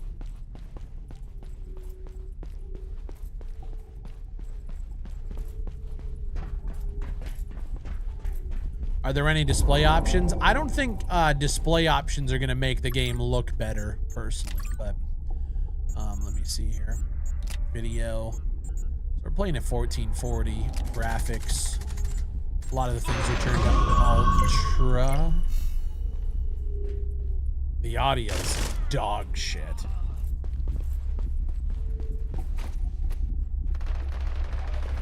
I actually don't like this spot. The enemy is taking Delta. What?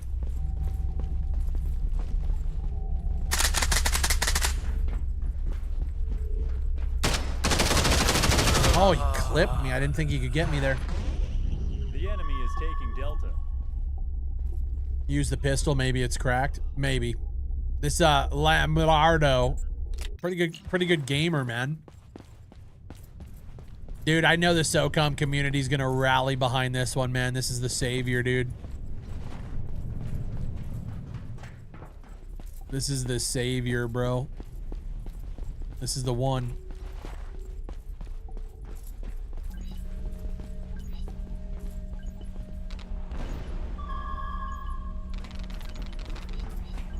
Surprised they didn't put leaning in the game. What the fuck is that? What's up with the full-size backpack? I think they took that from the Forever Winter.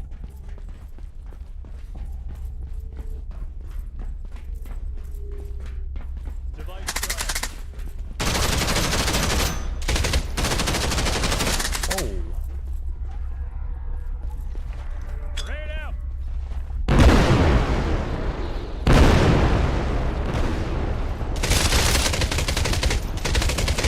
Bro, what the fuck is going on?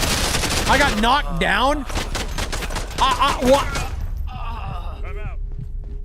The enemy is taking Delta.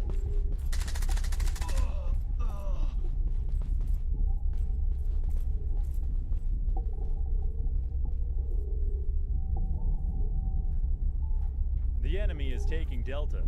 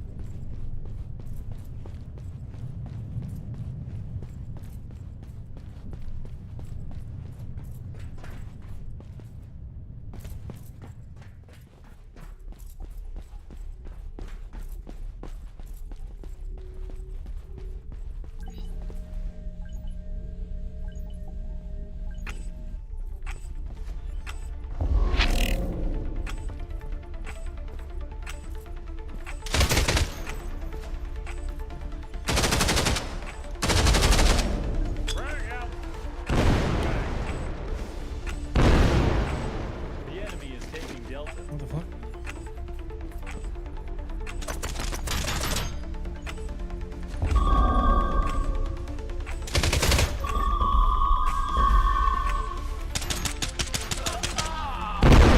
Sergei Novotkin. Fuck me, man. Yeah, this game, I don't know. It just feels so bad to play, dude. How many assets do you count, Fry? I don't know, man. I really don't know. I don't know. It just doesn't feel good to play at all. I mean, I will say, like, clearly that dude has played quite a bit. He's shitting all over us. but it just not vibing with it. Although I will say, in terms of competitive, dude, and like fuck Gears of War for this, I'm not a fan of cover-based shooters like this anyway. This is what killed. Oh, I didn't even know there was a fucking guy there, man. Stop hating. They worked hard on this game. Stop hating.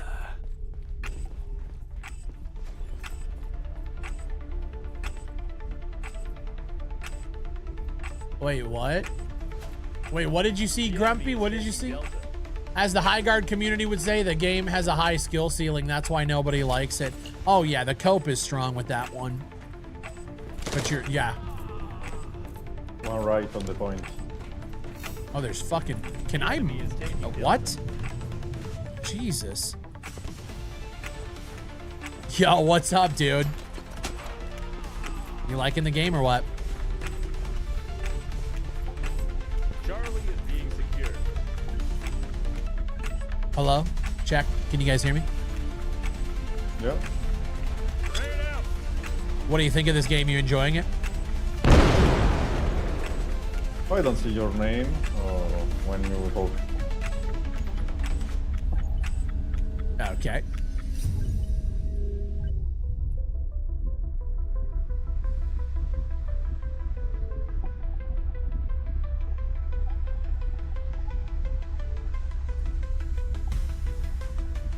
Yeah, can we talk during this phase or? All right, team, let's go. Let's go. Get to C. Get to Charlie. Charlie is being secured. Charlie's being secured, guys.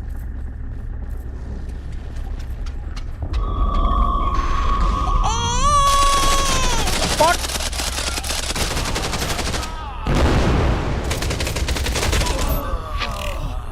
Okay.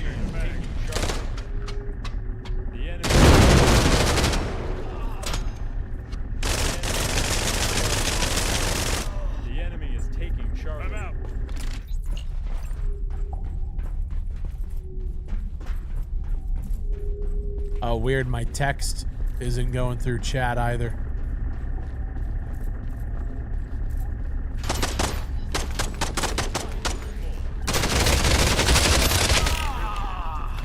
I don't understand what the point of a third-person shooter is. If you literally, if it's unplayable in third person.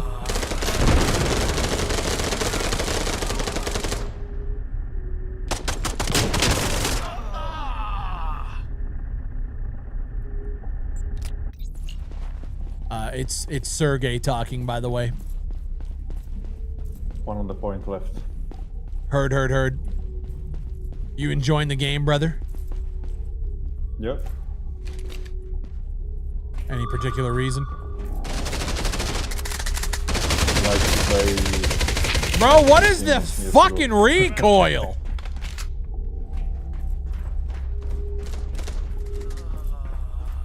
I feel like I'm fucking playing Michael J. Fox Simulator, dude. How's that guy not dead? Charlie is being secured. Oh my god, dude, this game is dog shit. One middle. Heard, yeah, going.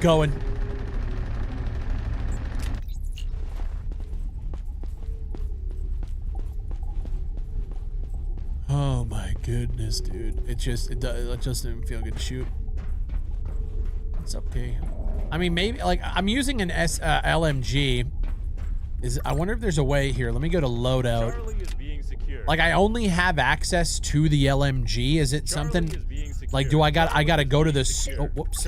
I gotta go to the store with like earnings from the game and purchase new weapons. Is that kind of how it works? Charlie is being secured.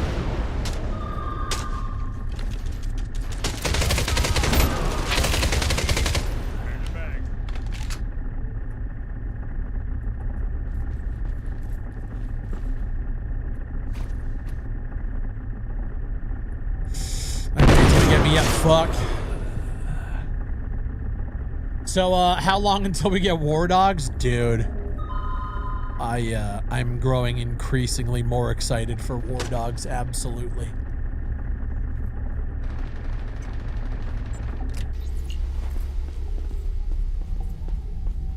Is this SOCOM? God, no. Charlie is being secure. Charlie is being secured. Guys, I think Charlie's being secured. One right. Herd going up, Kev, going up. What is going on to this thing? It's just bouncing all over the place.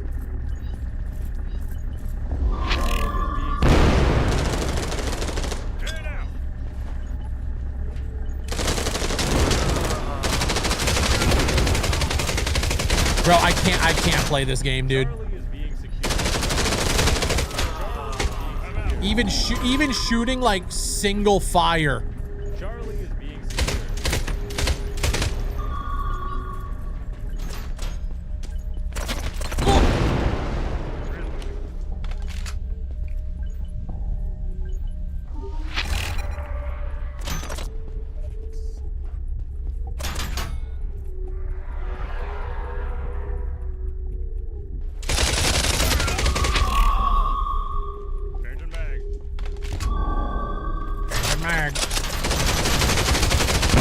Oh!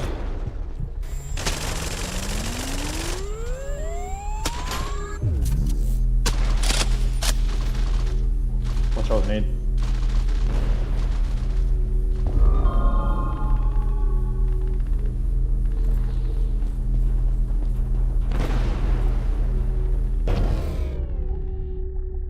It's actual dog. The game actually sucks really, really badly. Yeah.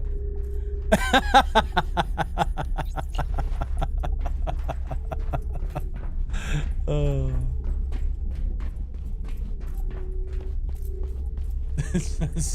That's so funny.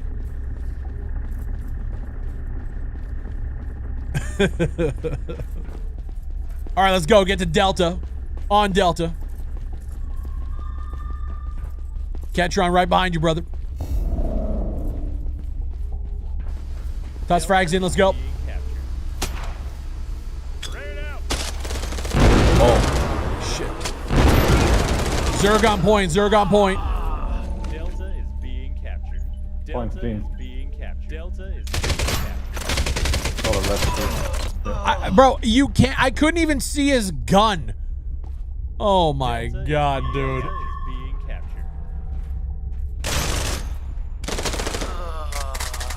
Yeah, can we limit it to like an SMG or something that might actually have decent recoil control? Because, I mean, dude, look at... Okay, hold on.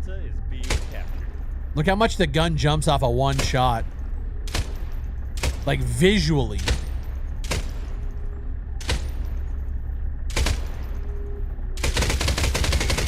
How are you even, like... How are you even supposed to play that? That's so crazy.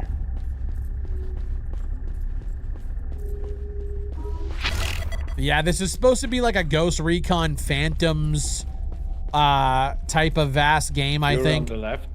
You're on the left. Herd Ketron, go, go, go. What gun are you using, Ket? Whoa!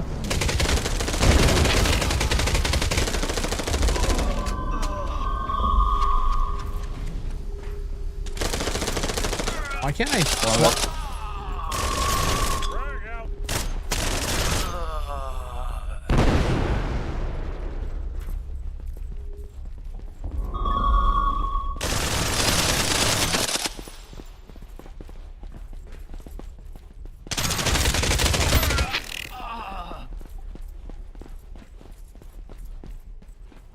Changing mag.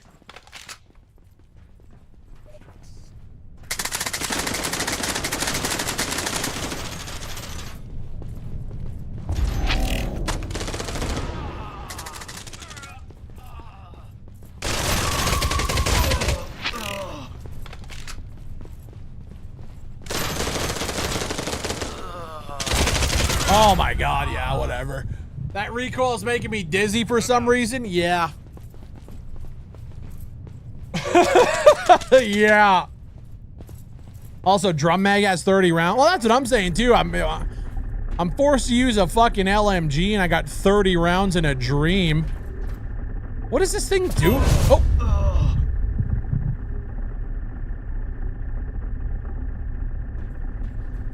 That did so much damage. I just received 69,000 damage from that. It does say danger. Yeah, but it's fucking bouncing around like my recoil control. That bitch shaking. Put marks, please. That bitch quaking. I'm on a Ket. I'm coming up. What rank are you, Ket? Could you repeat? What rank are you? What level are you? I even don't know what is the rank called. Heard. This guy's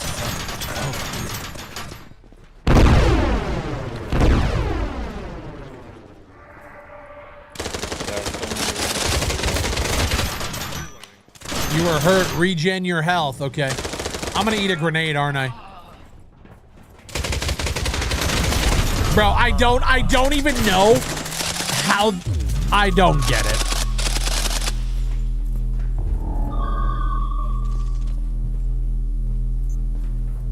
I don't get it. I don't know how that's not even playable. People seem to be enjoying it though.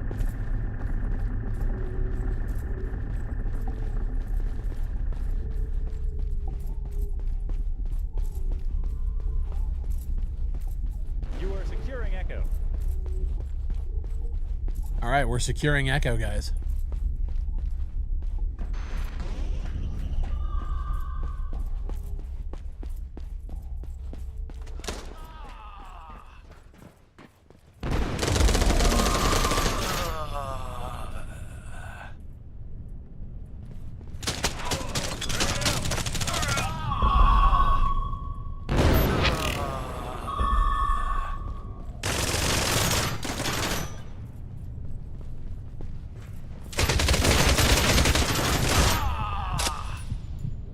I'm done. Wow. Jesus fuck. That was so bad. Yeah, no. I'm done with that bullshit. Yeah, we'll be refunding that one. That game is fucking terrible. That game is fucking terrible.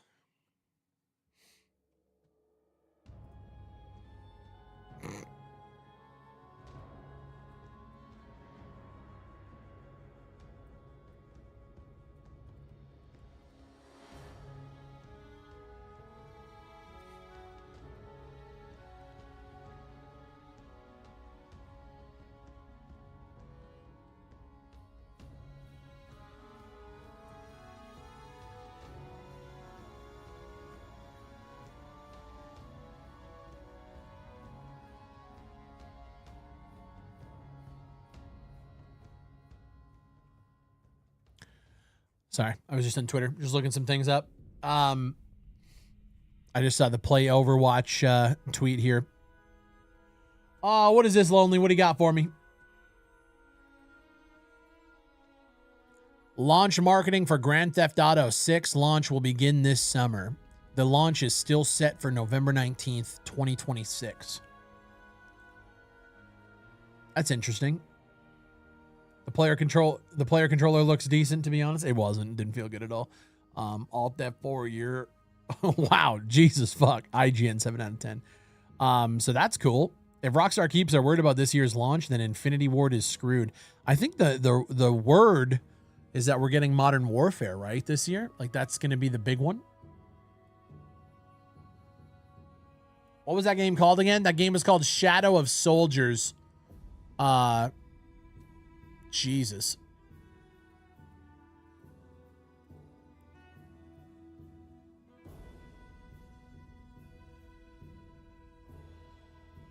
Yeah, Shadows of Soldiers. Yeah, brutal.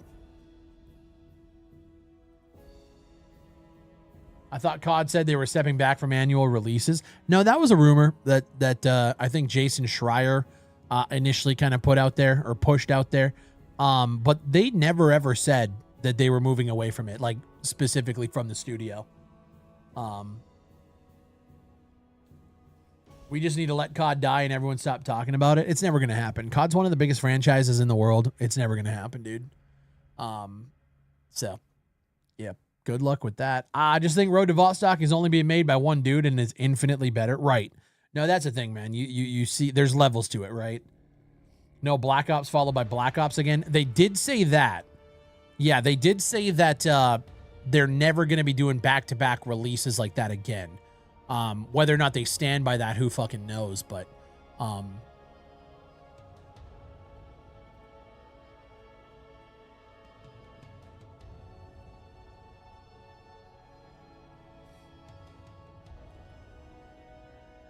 COD will never die. Even their worst sales net, hundreds of thousands of players. Dude, COD on a bad day still has more players playing than like 95% of games on a good day. The difference here, though, is COD on a bad day is not good enough for Activision shareholders, or I guess it's Xbox now. That's not good for the shareholders. So they see a down year, and that's going to signal to them that radical changes need to be thrown up. And so that's when the shakeup happens, and we'll see what actually happens there. Yeah, Tropics. So they put out that tweet. You're talking about BattleBit Remastered, and it's funny. It just said it here. Another major part of Operation Overhaul is weapons, and we're overdue to show them off. Here's a before and after work in progress of gun sounds and 3D art. So this tweet blew up as one of the worst looking fucking visual recoil. You know, we just talked about really, really terrible visual recoil in that piece of shit game. Look at this. That's after. Brother looks like he's shaking maracas trying to fucking fire this up. What are we doing? That is insane.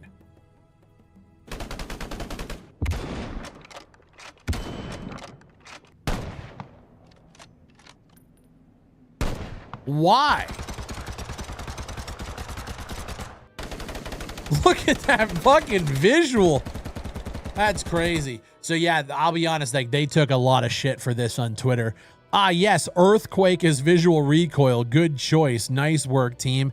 That's the exact reason why that game felt so bad to play just now. Game devs' obsession with nausea-inducing screen shake needs to be studied. Can't wait to get seasick from shooting a weapon. It's fucking disgusting.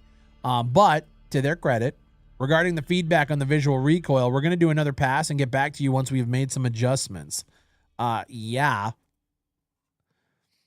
Who actually complained about the gunplay? Shut up.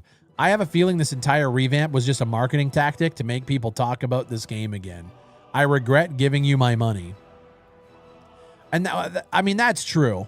I think the gunplay in BattleBit was not the issue, right? Guys, let me help you. Just put the shit back to where it was when the game came out. Ain't nobody playing this game want realistic recoil or anything close to it. Scope creep has killed this game. Why was gunplay even part of your redesign? We went from audio to now an overhaul of everything, it seems. Yeah. Just revert it to the original. Same with movement. Put it back at launch and you're golden. Yeah, it's so crazy to see this sentiment. Realistically, man, I think BattleBit was in a great spot. It just needed a polish. The UI needed polish. They had a clan system that was, I mean, from what they told us, the back end code of it was super spaghettied and slapped together, so it didn't work very well. They just needed to do that. But the actual moment to moment gameplay was so fun. It needed more content. It just needed more love. That's it. So this going silent, doing the whole rework and revamp of everything is just so strange to me. And yeah, it sucks. People are over it. They're just over it. The pass is to remove this shit, nothing else. Like, I'm sorry, but not even milsims do that because it's cringe and unrealistic. Nobody wants visual recoil in a video game. It's a retarded fucking mechanic that shit tier developers employ. No wonder your game is dead. You guys are clearly brain dead. Dude, some of these comments are fucking brutal. Check out No Law. It's amazing. Yeah, I'm waiting to see more information on No Law, but I'm excited for that one for sure. The self-destruction of this game needs to be studied. Brutal, man. Good job, players. Update has been delayed for another year. Yeah, dude, people are over it. My understanding is they needed to rewrite everything because it was such a mess, and also the vision changed over time away from what it was before. No, and that's true. Like, when you have a game that's in development for that long, right?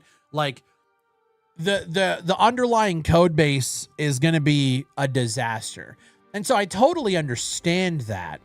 But, like, I don't know, when you put a game out that's multiplayer, that's in early access, that, like, going radio silent for a year and then coming out with, you know, concepts like this and reworks like this that then piss people off, it just makes people, like, upset, dude. Like, look at this, man. The last update made by the developers was over 2 years ago. That's brutal. That's not how A, game development works, and B, this isn't how fucking early access works. So I'm sorry. If your underlying code base was ass, figure it out. But this isn't the way to do it, in my opinion.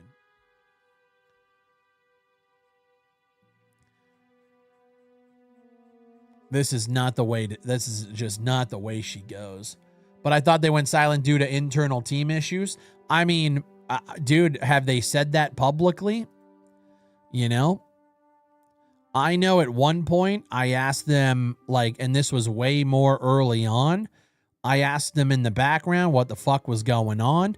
I got I'm not going to say a half-ass answer, but they obviously didn't go into what, you know, everything that was going on. But regardless, man, where's the communication? You know, you did the first overhaul playtest. From what I heard, the playtest was a fucking disaster. Let's see.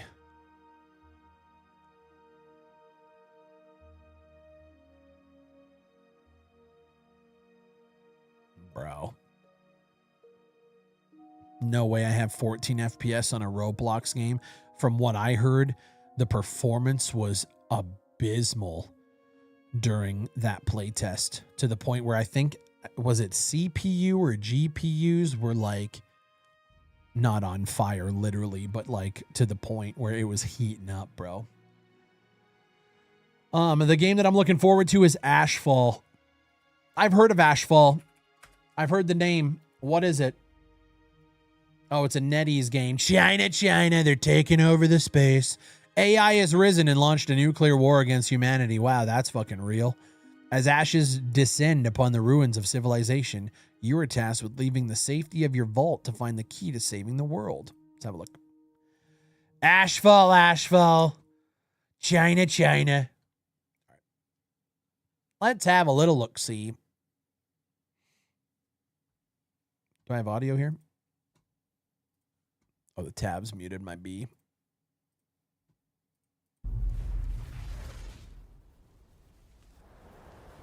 The ninth wonder of the world, China. I like the vibes.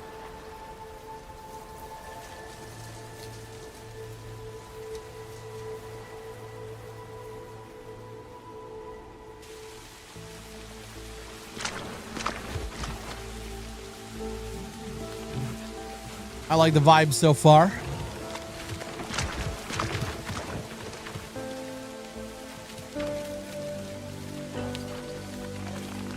Please don't be another winter. You talking about forever winter? Man. Yeah, that one's a crazy one. I'm waiting to see what happens there. This does give me forever winter vibes. Take the gun. It gives me Pioneer vibes too. Leave the shelter.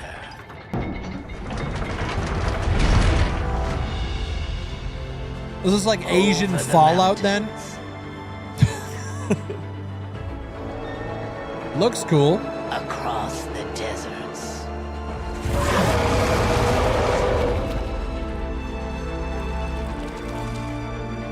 Go east.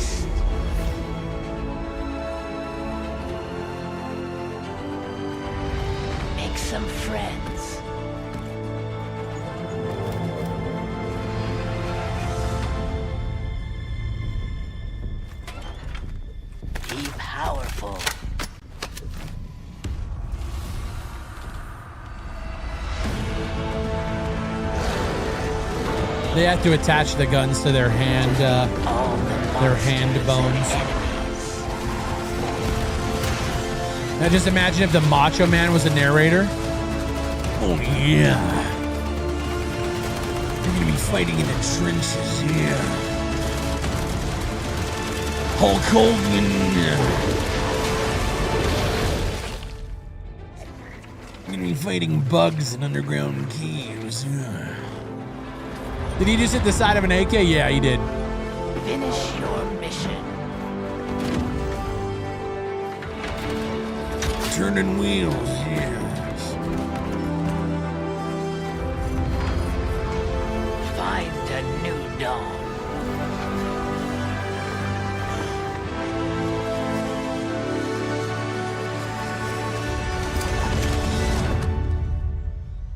That was sick. Reminds me of Remnant from the Ashes a bit. It's got some Remnant vibes for sure. It's an interesting concept.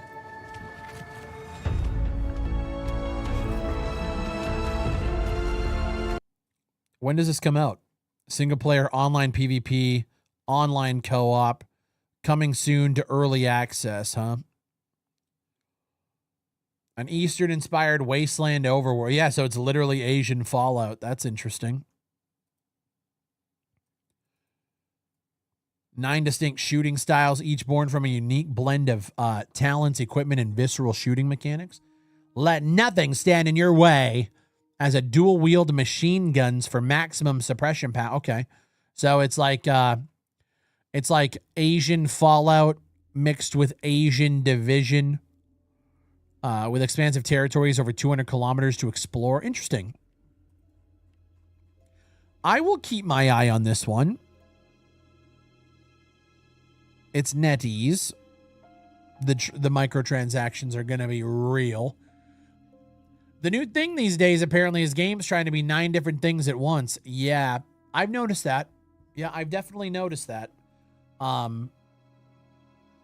It's funny. There's something that we're going to be talking about later this week that I'm actually really excited for. I can't talk about it yet, but that has traces of like trying to be multiple things at once, but I think they're doing it in a very focused way. And so it looks really cool. I can't wait to talk about more about that. Have you heard of Artem? I've had so many people talk to me about Artem or mention it. Let me bring it up here again. Artem. It's a survival game, right? Yeah, an immersive open world survival RPG. Yeah. Yeah, okay.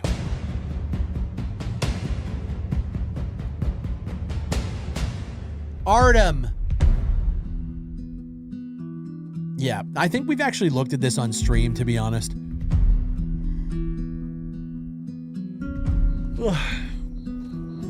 Oh, yeah, right. This is the trailer where the guy just walks everywhere and actually does nothing.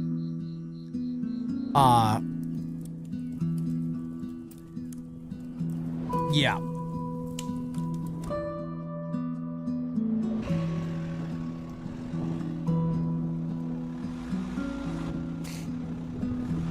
Walking sim. I don't know. The trailer was ass. I remember that. It really showed nothing. Like, it did this weird, like, camera jump thing. Okay, so this shot right here. So the guy has a bow and arrow, and we spend fucking 5 seconds of this trailer on him holding a bow and arrow. Okay. Okay. Right. Are you going to use the fucking thing so we can see what that looks like or no? No? All right. Never mind. Let's see. Maybe he uses it in here.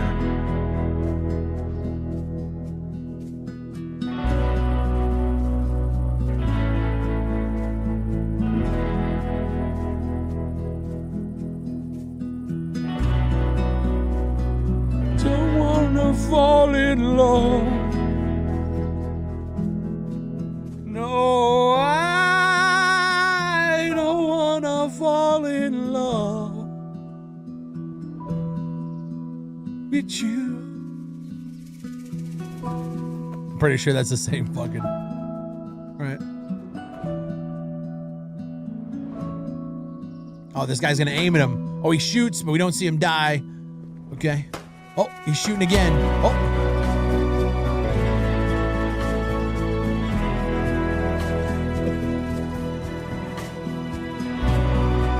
Yeah, what the fuck? What is this game?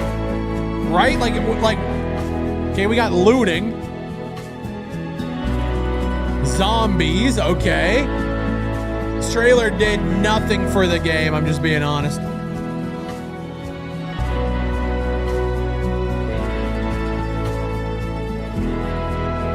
I mean, dude, even that shot made no fucking sense. It goes to the car and the lights, hold on, the lights are on and then the lights go off and then he's driving. Why wouldn't it have panned and the lights turn on and then he drives away? It just makes no sense.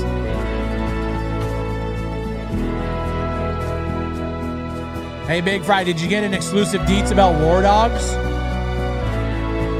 I can't talk about that.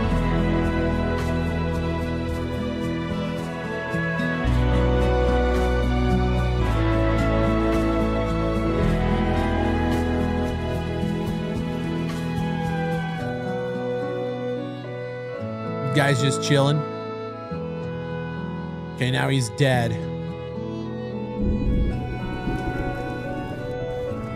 Long time listener, Fry. I don't even really play FPS, but I love your commentary. Thanks. You're hilarious. Thank you. Your vids shitting on hacky EA games always brighten my day. Keep it up. We love ya. Oh, well, thanks, Marty Carr. Appreciate that, dude. That's kind words. Well, people are nice on the internet. It's the awful fast forward cuts to me. For me, it's the general lack of understanding what any of the game is. But yeah, the awful fast forward cuts also are ass. By the way, Marty Carr, thank you so much, dude. If we can get some fucking hype in the chat for a nice $10 super chat. Marty's saying some nice things. Even Dead Matter had a better trailer. It's true. Unfortunately, Dead Matter had a terrible game. And that's just, so yeah, this is an open world survival RPG set in an interactive world. Yet another early access open world MMO survival game. It's tiresome.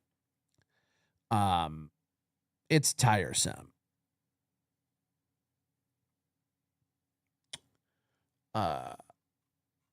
But at the end of the day, we're going to be there. But look, man, 100,000 wish lists, and we really don't know much about the game. It's yet another. That's just where we're at. They just released a new video for the game 4 hours ago on their YouTube, Big Fry. On these guys' YouTube. Long time listener, Fry. I've got to fix it. I'll listen to it again. But I love your commentary. You're hilarious. Thank you. Your vids shitting on hacky EA games always brighten my day. Keep it up. We love ya. We love ya. That one got me. Thank you so much. Yeah, I got to fix the double. Let's talk about the loot drop system. But at least it's a nice message. All right, Artem.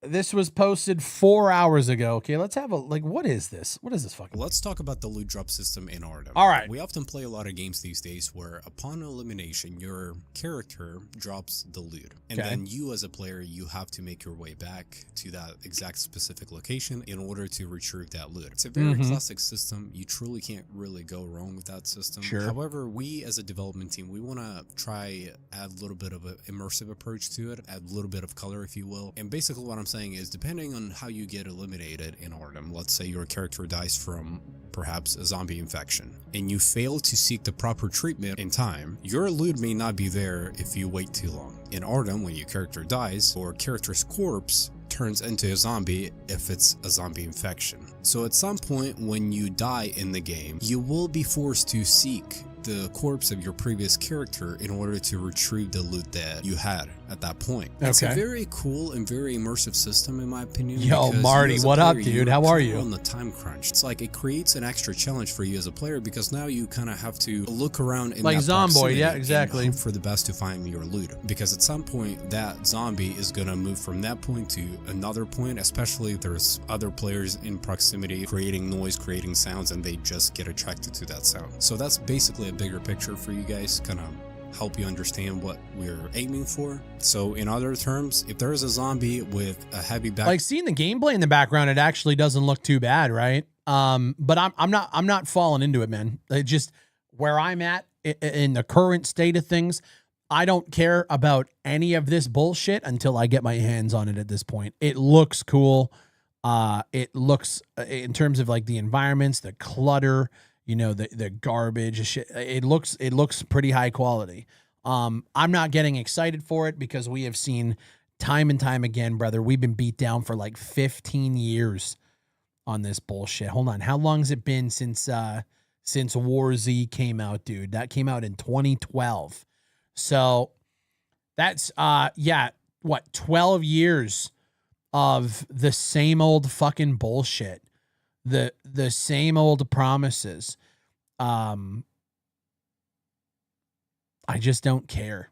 You know, if it comes out and it's good, that's awesome. Hell yeah, we'll jump in. We'll definitely play it. But dude, 200,000 wish lists 3 weeks ago they hit 200. Dude, 2 months ago 100,000 wish lists. 3 weeks ago 200. So 100,000 wish lists in a month. It's clear that there's so many people that want to jump into games like this. It's clear. It's very surprising that we haven't seen the AAA space jump into this area. And then we're always left with very small indie games that never hit the mark outside of, you know, a few, right? Rust, Dead Side, Scum, Daisy. Like there's only a small handful for every one good survival game. Zomboid. For every one good one, there's 10 fucking terrible ones. What happened to that FPS game you made a video about a couple years ago? I had it on my Steam wish list, but it's gone now. You're gonna have to get. I mean, fuck, brother. You're gonna have to narrow it down a little bit. I don't even know what that means. What happened to that FPS game you made a video about a couple years ago? Oh, dude, yeah. You mean all of them? Like, what does that mean? I can't. You narrow it down. Humanit Z over Zomboid, in my opinion. Have I played Humanit Z? I like Zomboid personally. If I'm being real, I like Zomboid. I think more than Zomboid just is the premier survival game. In my opinion, it's got everything. It's got the mod support. It's just got everything. What it doesn't have is an appealing enough camera view to make content on. It's very tough to make Zomboid content unless you're just like you build a channel for Zomboid content. So I'll never really talk about it. But Project Zomboid, man, they got as of right now, as of literally this moment, 32,000 people playing the game, you know. DayZ's got almost 50. Rust has got 100. Man, can we even put Deadside's got 1,000 round up? Like there's not a lot of good ones, man. Modding Zomboid right now. Humanit Z, it's great. CV Dub obviously works at Humanit Z. He's been part of the community for a long time. Humanit Z. Okay, there's a lot of people who are pushing Humanit Z in the chat. Humanit Z hits 1.0 this Friday. Interesting. A lot of you guys came out right at the same time and said Humanit Z.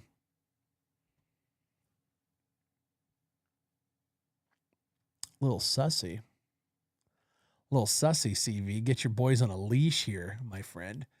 The ease of game dev in the modern day is a massive double-edged sword. In the right hands, it's a blessing or a curse. The oversaturation is horrid, though. Yeah, I don't even think game development is easy. Like, to say the ease of game development, to me, it's like it's the same as content creation now. it's so easy to get into it. If you want to make content now, brother, all you need is DaVinci Resolve. That's it. It's easy to get into it, but it's hard as fuck to actually be successful in the space, right? It takes a certain type of individual to be able to be successful in that space, or it takes you being a part of a team that is, you know, on the way up and rocketing their way into success.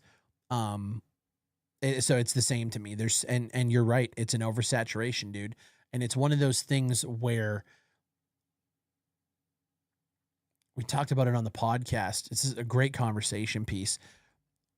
The stakes are so much higher in game dev, right? Because it's easy to get into it, but the emotional toll that it takes, the financial toll that it takes to be at a level where you're going to be successful, dude, it's fucking insane. You have to deal with so much bullshit. And in order to get there, it's fucking nuts. I think Vayne, even though it's not yet great right now, could get there in a year or two. I have trust in the devs, and they have a free demo that is nearly all the content, and they update it further. I thought Vayne launched too early. I didn't enjoy it.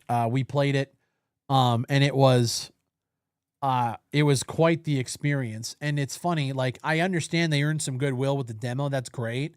For the early access launch, it was way too soon.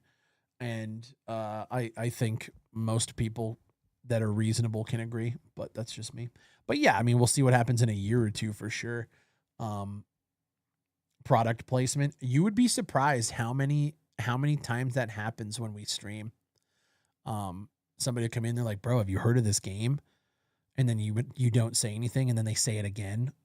And then you're just like, okay, and you just get a feeling that they're a part of the studio and they're just trying to like promote it. It's so weird. Let's see. I saw the videos. They were funny. They're supposed to release a big update very soon. I hope so. Bro, we are still waiting for that last patch. Wait, which patch? What game are we talking about?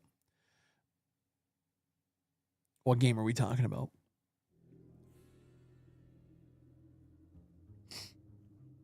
I've been working in game dev for 10 years. In the beginning, it was the greatest, but it slowly killed my passion for it over time. Now, I'll say this.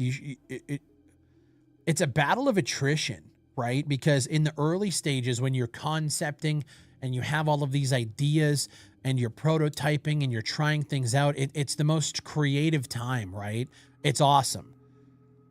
And then the months following that are really good because now you can kind of maybe flesh out a couple of systems and you see a lot of progress really fast in that early time, and it's satisfying because it feels like you're really on your way to getting somewhere. And then about a year into a project, you start to realize that fast progress goes away really, really fast. And it starts to turn into every week you're slowly refining systems. And then this system doesn't work in the grand scale of things, and it's something comes up that's unforeseen, so you got to make an adjustment there. You got to change this map doesn't work. And then a lot of it becomes messy, and then it's like, hey, fuck, like, and then you get to a point where once you get through all of that refinement phase, then it becomes, okay, now I got to spend a whole shitload of time to drive it from prototype to an actual release. And that time is really, really hard. And it's funny because that time is that's when a lot of developers decide to go to early access. And in my opinion, the hardest time to develop a video game is the second and third thirds of development. They decide to go to early access, and now you have the public breathing down your neck. And now you have to work fast, and you're working on other people's money. It makes no sense to me. So yeah, dude, game development's fucking brutal. Like, it's brutal. Even more so when, again, you have so many people breathing down your neck, expecting the world, when you can't give it to them. It makes it worse, and that mental toll. I don't know why people do it. I really don't. That's probably part of why scope creep is so bad. So much more fun to add more features than polish existing ones. That's exactly why, Marty. 100%. You're sitting there and you're like, I don't want to fucking work on this FPS controller another day. Let me go work on this other feature. And it's why, in my opinion, like project management is so crucial on transients. Like that was, I guess, my job. The problem we ran into, and I mean, you were part of it, Marty, is we didn't have proper, you know, financing and stuff. Like, dude, I was doing sponsored deals and then just paying the guys with what I could. So a lot of it became, you know, designed by committee. And I feel like I should have done a better job at putting guardrails up sometimes. But the problem is those guardrails stifle creativity because they have to. That's the fucking point of it. But when you're also trying to make sure that the guys you're working with don't lose the love for it because you keep stifling the creativity, it's a balancing act, man. It sucks. It fucking sucks. You know, shout out to game developers who are doing it right. Because there's no way anybody can sit there and say they can. I used to say it all the time, and now going through it, I'll never. Well, I don't have to say it, or I don't have to not say it. But like the people that go, man, just give me $100 million and I can make a better game. I used to think that a lot. Until you go through it, you'd be fucked if you don't have any sort of experience in the space.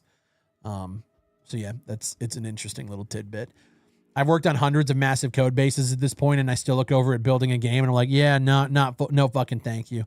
Well, the problem is when you build a code base, if you're working in, you know, software for like apps or whatever like that, you don't have in any other, you know, aspect of development, not in games, you don't have the consistent negativity. It just is what it is.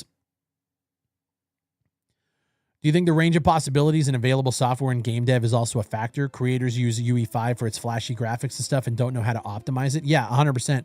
Well, and honestly, the more dev interviews we've been doing for the podcast, the more we're actually realizing that the industry, the actual people in the industry fucking hate Unreal and Unity.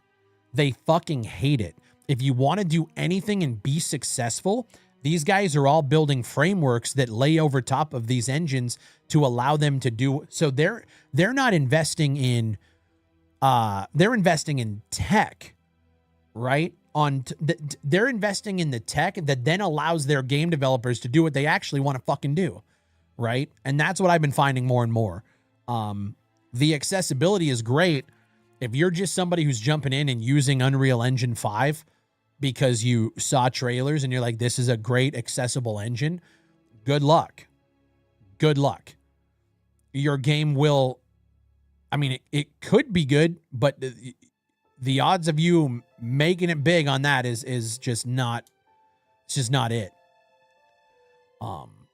Is Transients Big Five game? I've been out of the loop for a bit. Yeah, Transients is our game. Yep. It launched December 4th. Let me see here. Hindsight is 2020, man. You did great for your first shot. Everyone who hasn't done it can armchair quarterback. Yeah, there's not a, I'll say this, there's sports and video games are the two entertainment mediums that I see so many armchair quarterbacks, armchair developers for sure. And I'll be honest, dude, I was one of them too. And I think that's the main thing. I wanted to go through Transients to just see what it's like. And granted, I'm not in there coding every fucking day, but the actual day-to-day project management, dude, it's I wish we had $100 million to work with, because especially now, I man, we could do some nasty shit, I think, but it just doesn't work out like that. We're talking about a game I won't name. Wait, we're talking about the game I won't name, Frosty. No, and honestly, I think I've been saying it a lot with the podcast interviews and stuff. Transients took a chunk out of everybody involved that I don't think anybody signed up for. But I always say that was our first game, or at least it was mine. And I think we did a hell of a fucking job, dude. I kind of miss it, you know. Here's what I do. I'll say, I was very excited at the end of it all to like to get out of it and be like, okay, now I can kind of like relax and take a breath. I actually miss the structure of it, man. Like fucking 4 to 5 days a week, I would get to the PC and I know what I had to do. Now I'm kind of back in the saddle with content creation and I'm just like, okay, what am I making a video on today? So sometimes I show up, I'm like, man, I don't know what the fuck I'm even going to talk about. So if you guys have noticed, streams, we're trying to get back to a more consistent schedule here. Podcast is consistent. So I'm trying to find little consistencies to like fill that void in, but I miss it, man. I do. I want to make another one, but I don't think that's going to happen. Melverf, thank you for the 60 months, dude. I miss working on art book shit low key. I know you wouldn't have said that 4 months ago. I stepped away, so I don't know you talked about it, but do you ever think proprietary engines will ever come back? There's an interview we're dropping next week where we talk about proprietary engines and tech like that. Yeah. I think they're not gonna, yeah, I think they are gonna come back. I think there's it's an interesting contrast, that interview we did with Dean Hall, who talks about his brutal engine that they made, they invested time in. And then when you see what Halo's doing, where they got, what was Halo's engine that they worked on? They got rid of that and they're switching everybody over to Unreal Engine 5. I guarantee you that they're not working on Unreal Engine 5 vanilla. I guarantee you they built frameworks and plugins and tooling to do what they need to do within that engine. Yeah. I guarantee you they're not working on Unreal Engine 5. Slipspace, yeah. Yeah, Melfer, yeah, we interviewed Dean Hall. It's Patreon members are getting the interview on Friday, and then it's going out for everybody next week. I think the biggest disservice you did to your game is not marketing it enough. I wish you'd rallied the community and built hype. I disagree completely. Just got out of a Melfer. meeting. Emailed you the Steam page, and I've got 5 years of videos on it covering my work on the Mercenary game. Oh, shit.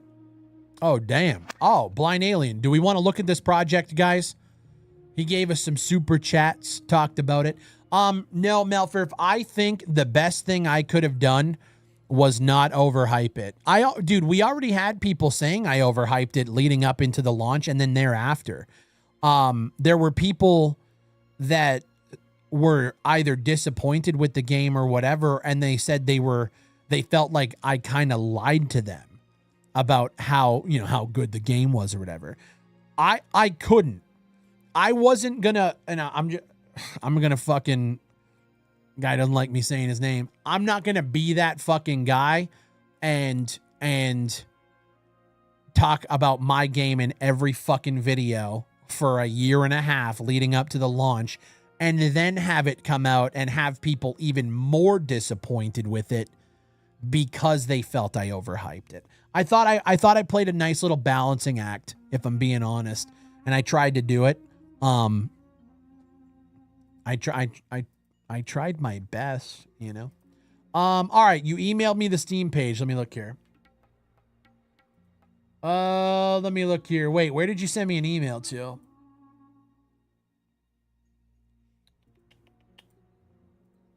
What email did you send that to? I don't see an email. Did it go to my spam? No. God, there's a bunch of bullshit in this spam filter. Holy fuck.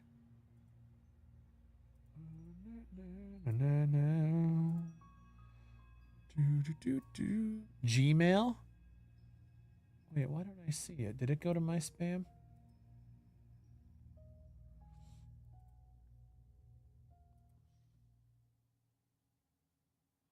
Oh, why the fuck did that get deleted?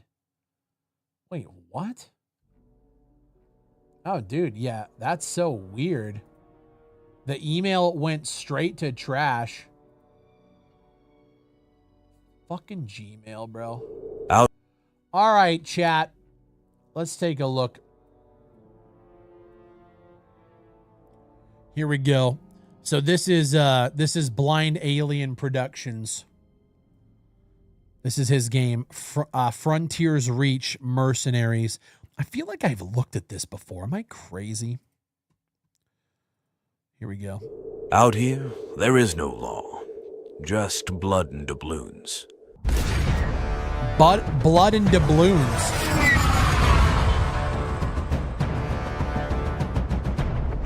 There is no side that you can choose that won't win you an enemy.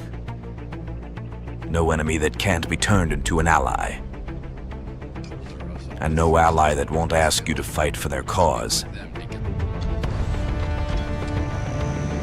Whether you're hunting down marks for meager bounties, tracking deathly game to the wilds, or fighting your way through some uncharted alien wood, the opportunities are as numerous as the dangers.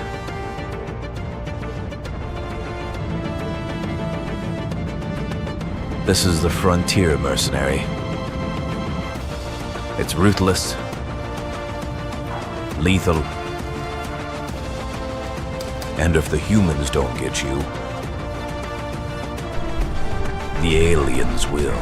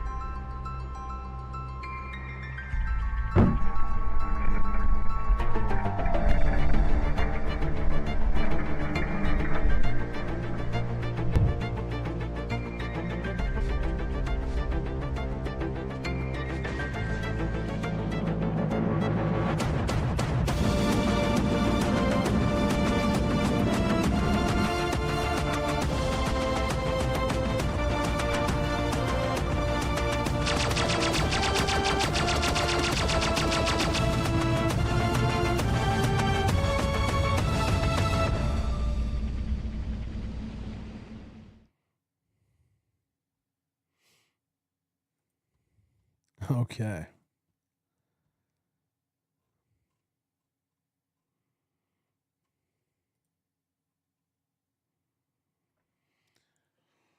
Okay.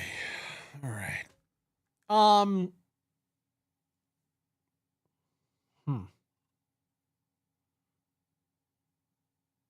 AI. Okay.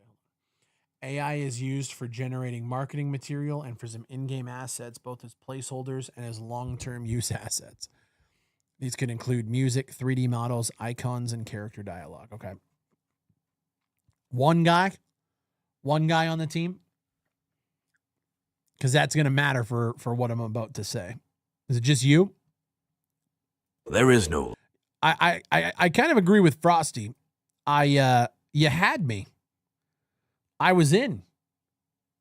I'm going to tell you the moment things turn sour. I'll be real. I'm a solo dev and self-funded. I'm gonna be as real as possible for you.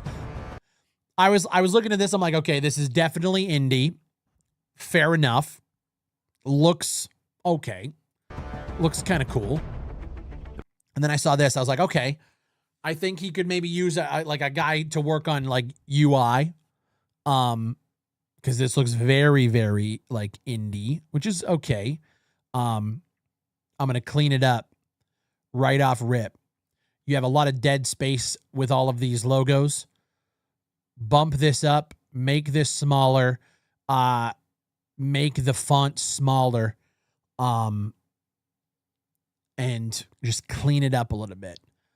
Because this looks just very, very indie, which is, again, you are indie, but you don't want to have that look and feel, because as soon as somebody sees it, it's over, right? There is no side So that you can choose that clean won't this up. win you an enemy. No enemy that This was all wild for me for UI. You got to do some shit here. can't be turned into an ally. Okay. And no ally that won't. This is when you lost me. I'm just going to be honest. So scrolling down here, This is the moon, Frontiers Reach. It's a place that is both far from home and far from safety. Okay, great, cool. By the way, got to clean this up too. An immersive world with depth of interaction. Each step you take in this world will yield consequences. To survive, you must learn the environments, build trustworthy This is nothing. This is a nothing burger. I don't know. Did you use AI to generate this? Delete it. Get rid of it. Because I'm a military veteran, man. You're not going to hurt my feelings. All right, let's lock the fuck in then. Was this all AI generated? You seen Iron Lung yet? No, dude. I'm a very. You know me, Zach. I live in a very small town. We're always like 3 weeks late on movies. Okay, you didn't use AI to generate this. Okay, here we go. Let's talk about it then. This is saying nothing. It is a place that is both far from home and far from safety. Here you will find death around every corner, from the wildlife to the humans to the aliens that slumbers in space, in the air, and on the surface, and deep, deep underground. That's not a feature. Right here, we got to get into the features of it. An immersive world with depth of interaction. And then you go on and you describe, like, crafting tools and medicines is a feature in and of itself. So you have a robust crafting system. You know, whatever else. Faction versus faction. Choose what faction you like. Okay, the one that throws me off. Solo developer, 30 kilometers squared. Each planet is represented by a map 30 kilometers squared in a horizontal area. That's 900 square kilometers to explore. Why? Brother. That is fucking nuts. And not in a good way. Okay? Because when we look at some of these environments,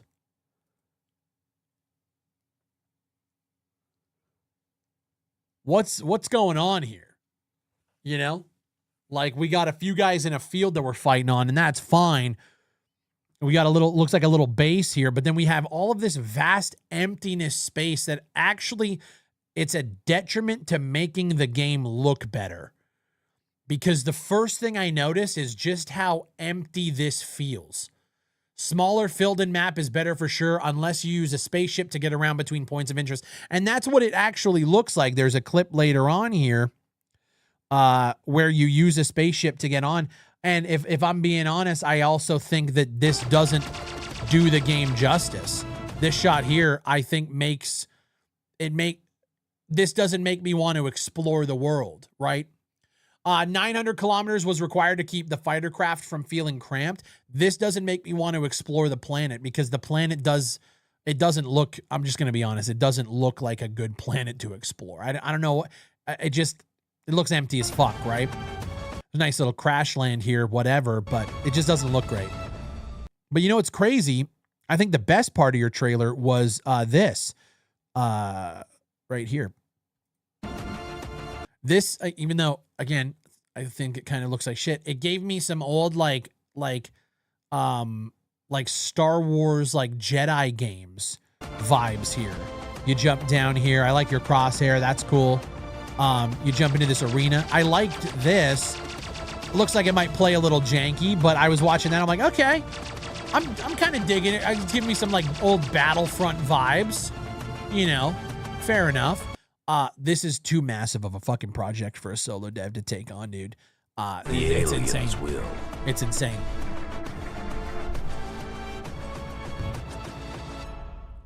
When's this releasing? So it's coming soon. When do you plan to bring this to Steam? Star Wars Bounty? Yeah, I was getting some like Star Wars Bounty Hunter vibes. Yeah. So it's not like it was all bad. I like the faction thing you got going on. That's cool.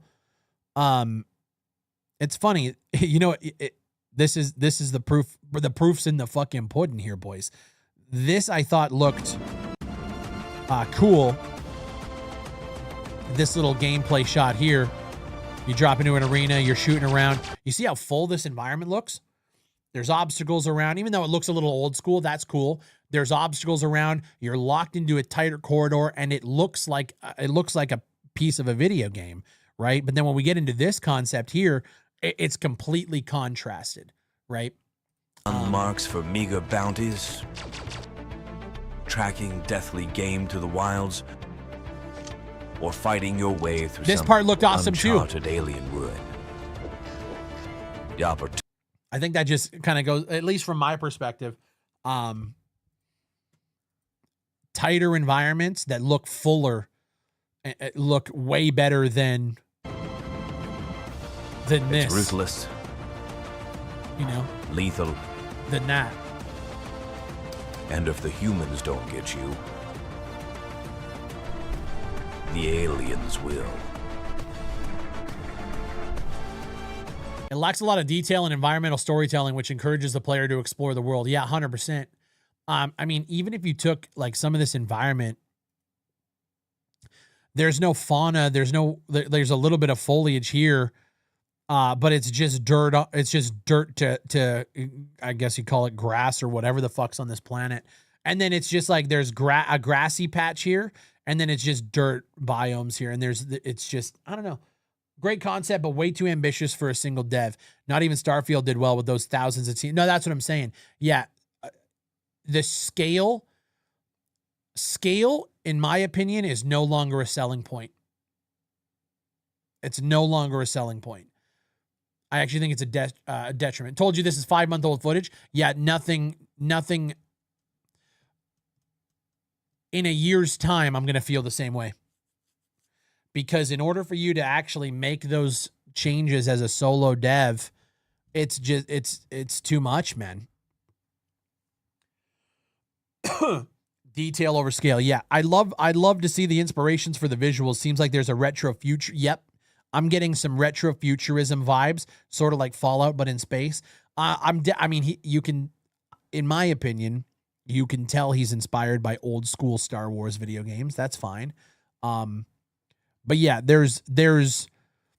I'll say that there's brittle bones as a foundation here, which is cool. It's not nothing, you know. This is the frontier. I actually also really like the idea of scavenging an area or a planet with this, but it's just the planet itself has to be fucking. Also, what the fuck's going on with your clouds here?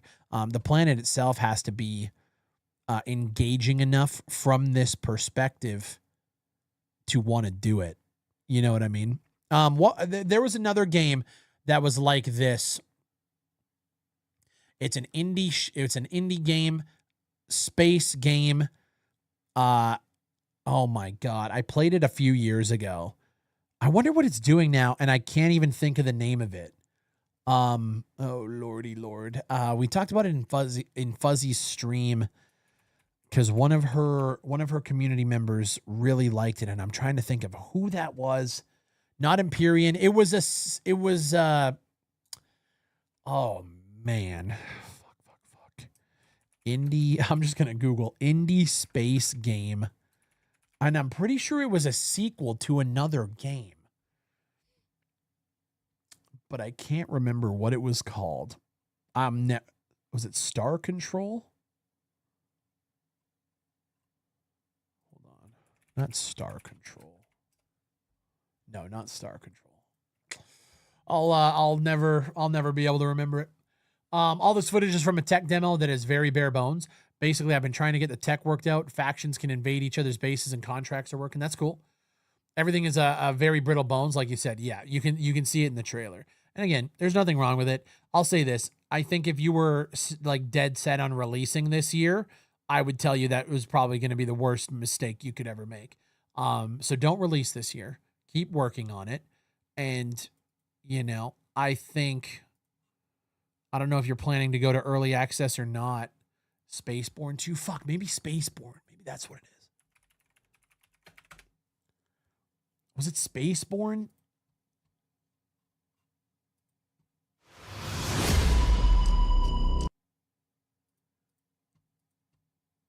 Yeah, it was Spaceborne 2. Spaceborne 2. Let me pull this up. Yep, it was Spaceborne. Yep. Spaceborne 2. Again, mostly positive reviews. People seem to like it. I did not like it. When I first played it, and maybe it's gotten better since then, But when I first played it, dude, it kind of reminded me of like a way better version of where you're at now. And it still felt bare bones, you know. Maybe actually this does look better than, but yeah, I wasn't a fan of it. Are there any tactical shooters I can play that's currently on sale? Any tactical shooters you can play that are currently on sale? Let me see here. Are you looking for new ones, or are you looking for, have you played some before? I kind of need to know what you've played and what you haven't. And I'm looking for sales here. I'm just kind of looking around at the usual suspects. That's not on sale. You kind of missed the winter sale. There is this one game. Let me pull this up here. This is a game. It released a little while ago. And actually, let me pull this up too. That one's not on sale. So this game has a lot of bundles in it. Okay, Mute Spaceborne. Let me pull this up here. So this game has a lot of bundles in it. It's a game called Transients. It just released on Steam in December. And it's being made by a ravishly good-looking YouTuber. I don't know if have you heard of this one? I did play most likely like Ready or Not, Arma, Squad, Ground Branch. Got you. So this is a tactical shooter. Yeah. God damn it, look, in terms of sales, wait a month until the spring sale happens, and then you'll be able to get pretty much everything. But listen, okay, hold on. What did you say? You did play most, like Ready or Not, Arma, Squad, Ground Branch, brother. You're looking at him then. You're looking at him. Like, you're looking at him. You should show off your game more, man. Can I be real? And I actually hit this realization last week. I have played my game once since launch. I realized last week that I haven't really played the game. And every time I talk about it, I don't know if you guys have noticed in the videos. Every time I talk about it, I just use the trailer footage. I needed a break. I needed a break. I mean, you've probably played it so much it's not fun. Yeah. I needed to just like step out of not fucking touching it. That's wild. I played the game 3 or 4 times since launch. Flo, I couldn't. I played it once. I did the video where we played the game and just kind of talked about the reception. That was the only time I've played it. Why haven't you gotten other streamers or YouTubers to give it a go? Is that what it looks like? Melfurf, I have an entire network of creators that I reached out to. I have an entire network. I gave away so many keys. I don't know what to tell you, man. If they're not going to play it, they're not going to play it. That's one thing that's one thing we kind of realized like maybe a year or so into development, like after we announced it, nobody talked about it. There were a few. Shout out to Mr. Rain, shout out to Crash, shout out to Abel, shout out to Tacti. There was a network of people who did talk about it. But yeah, I thought it was super interesting, man. Yeah, Red, Blackout. Yeah, I thought it was interesting. You know, we didn't see anything at a, Moy Dog, Controlled Pairs, like all the guys who will literally cover absolutely anything else in the space. But I noticed when it came to ours, we never got any sort of YouTube coverage. Shout out to Level Cap. Like if you want to talk about like the bigger guys, Level Cap did give us some love, and I did appreciate that. But at the end of the day, dude, it's something not even to worry about. You cover what you want to cover. But I did notice that. But it like the most I can do is reach out. Hey, here's a key. Take a look at what we're working on, and that's all we can do. Speaking of, Level Cap is making a space game. Yeah, man, I really enjoyed. Level Cap and I were in. Where the fuck were we? We were in New York. And I got to talk to him about the kind of beginning stages of that game development. And that's when he was like starting to put like the small group together and he was working on it. It was really cool. Such a gamer. Love that dude. Yeah, dude, Level Cap's awesome. And then I talked to him again. Oh God, I don't even know what event we were at. When he was kind of, you know, in more deep. It was cool. I really like seeing the progression of those kind of guys. It was nice to talk to Karma Cut last year too, when we went to the Battlefield event. Maybe that's where I talked to Level, was the Battlefield event. And seeing what Karma's doing with Bellum was really, really cool. Fry, if Dr. Disrespect ever asked you to stream with him, would you do it? No. No. Doc, first off, Doc wouldn't. Secondly, no, absolutely fucking not. Okay. I'm going to tell you guys something though. Let me tell you guys something. I'm a little too old for Doc. Yeah. A little too old. Doc was my favorite YouTuber and streamer. He was. I had Slick Daddy Club merch. Okay. And you guys know what that is. That's before Champions Club, you know, and it's one of those things where Doc for me just had too many controversies. You know what I mean? Like he had the cheating scandal, which put a real big stain on it. And that wasn't for me enough to be like, well, fuck this guy, I'm writing him off. But it was like, okay, so you do the cheating thing, right? And then you're getting banned on Twitch for filming in the bathroom. You know, okay, mistakes. Sure. And even the ban when he went to YouTube, but before anybody knew what was going on, I was like, you know, like, I don't know what, like, he's still entertaining. And then you started to kind of hear the rumors and you're just like, oh, okay, well, maybe there's something to it. And then all the leaks happened. And what severed it for me to the point where, and I hate it because I still think Doc is one of the most entertaining streamers on any platform he's on. I just don't, I don't watch him. What sealed the deal for me was he put that tweet out where he said that he was inappropriately texting a minor, and then he deleted the word minor, and then he put the word minor back in, and then he deleted it again, and then he put it back in. And I thought that was weird. It was just like, you're a grown man. That was strange. And then he went on this whole like press run where he was like, yeah, Champions Club. Yeah.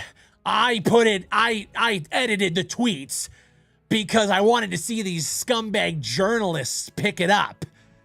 And they did. Champions Club. And then he started going at like his own friends like Doc and Nick and stuff. And it was like, man, you really like it was just a weird situation and it was kind of loser behavior.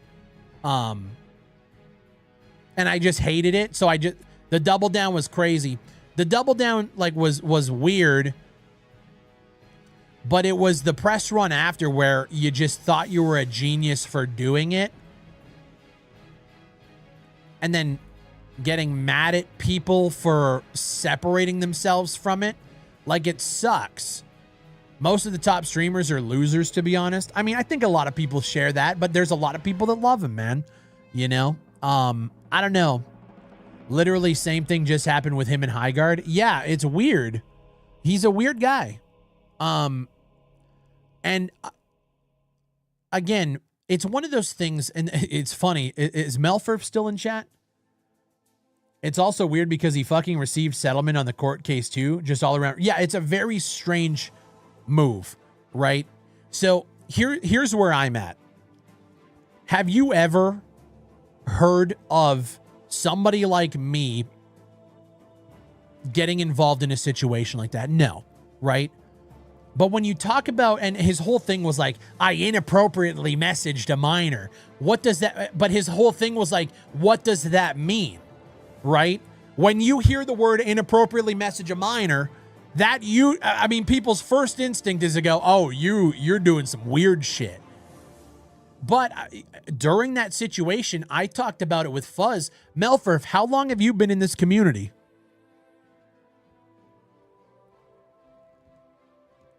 You've been here since I think you were 15, 16.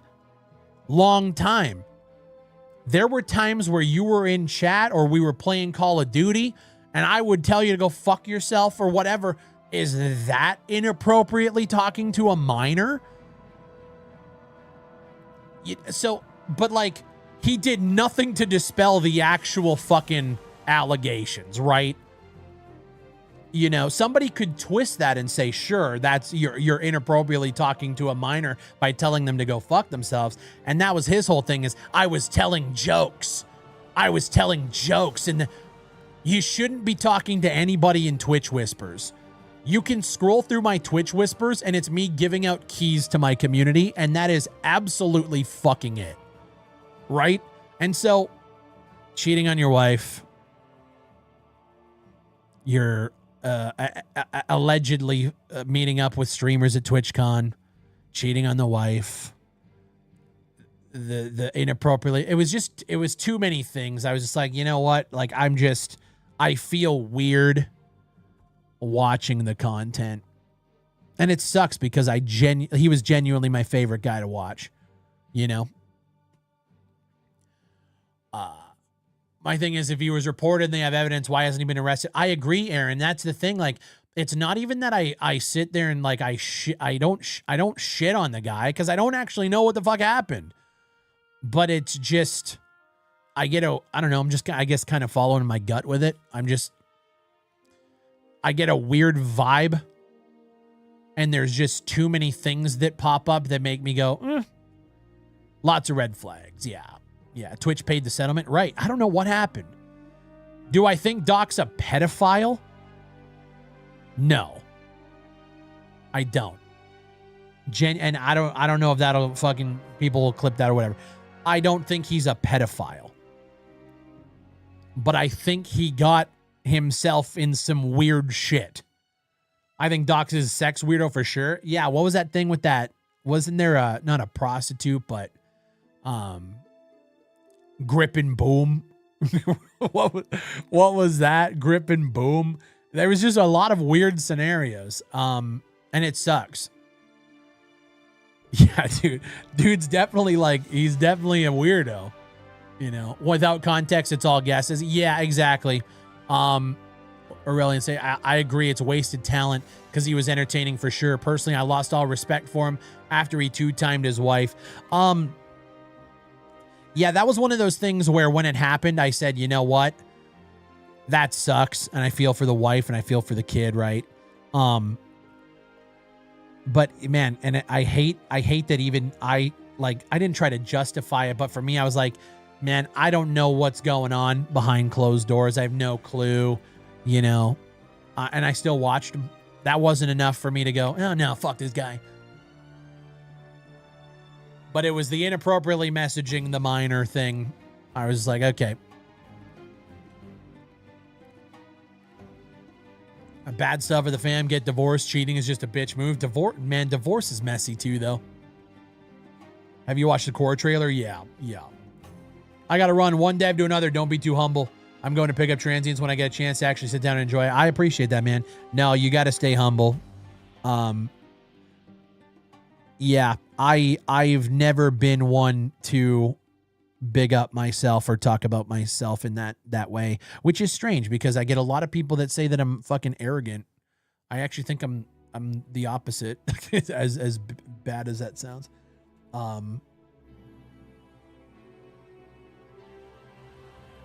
had a friend of mine over watching me do some game dev and a video played automatically, and he asked me why I'd have that shit playing. I told him it was automated. Yeah, that sucks. Arrogant? Nah, maybe a little bit. But I'm very passionate about my opinions, for sure. But when it comes to anything that I'm a part of, I try not to, big it up too much. Because it's just, I can't stand people that do that, if I'm being real. Why is Facebook notifying me about a bunch of bullshit that I don't care about? Go away. Loving the podcast with Crash. Got planned for more guest appearances. Yeah, next week's interview with Dean Hall is going to be huge. Patreon supporters get it on Friday. I'm probably going to be jumping off stream here soon because I still have to edit the podcast for this week and that podcast. I got to edit 2 today. You come across different live? Oh, of course. I think everybody does. You know, that was that whole thing. I'll never forget, man, when people started clipping all of the clips from Boogie 2988 when he was live. The dude is so nice in his videos, and he's just a piece of shit on his live stream. I'm the exact opposite. I'm kind of a cocksucker in my videos.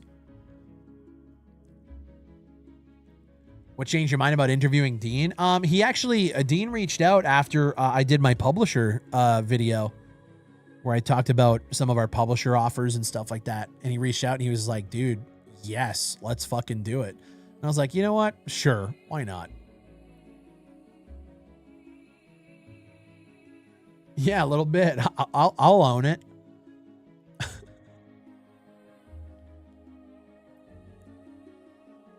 Dean is low-key chill as fuck. Oh, he's great. Love positive comments, but constructive criticism for your game is what helps. Yeah, for sure. I don't know. I think there was a lot of people who didn't care. They just bought it, left the negative review, and refunded it, and that's fine. We take those on the chin. I think we did pretty good. I don't give a fuck, man. For our first project, dude, I played some shitty fucking games. Need a new mic though. You talking about Dean? He did get a new one. We were like doing tech setup while he was jumping on the podcast. I don't know if he got it for the podcast or not, but yeah. But no, man, I think we did pretty good. I'm proud of the team. Yeah. All things considered. I saw Markiplier's new movie last night. I got to say, pretty dope. He did a dope job. It's weird. I have a lot of people asking me my opinion on it, which is weird because I never really give opinions on movies. But why is it so controversial? Like, he's doing really good, right? The movie ticket sales were good. But I heard critics didn't like the movie, but like people did. It's a horror movie, right? Each patch had some really positive feedback, way more positive than the reviews. Oh, for sure. Dude, and it sucks, man. I spoke to Dan after the game came out, and he was devastated. He was like, I was watching the reviews come in day one, and I was fucking devastated. And I was like, honestly, Dan, like, as much as I don't know if this will make you feel better, those people didn't give a fuck anyway. So, like, just take solace in the fact that the people who were at least willing to give us a shot past the first hour really ended up enjoying the story and enjoying the game and enjoying your performance. Like, you just gotta fucking, gotta eat that shit. And I told him, I was like, I'm a controversial guy, and it was to be expected. And I guess maybe I should have, clued him on that too.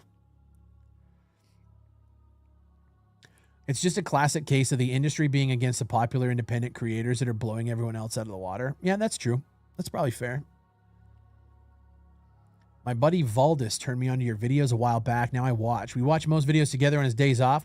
Originally became because of your takes on tax shooters. I'm an independent game critic journalist. Work with my wife on our own outlet. Good for you. Fuck yeah, dude. We need more independent journalists who...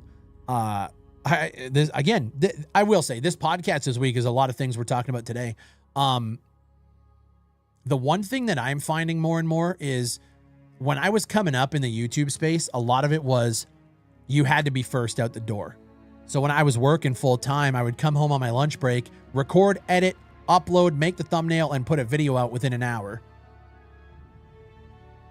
And that was the workload, and you did that every day. You had to be first. But I think nowadays there's more and more people that are okay if I take a couple of days to let things marinate and then come with the video after. There's some things you obviously want to try to be, as close to first on as possible. But I just think more and more people don't care as much about waiting.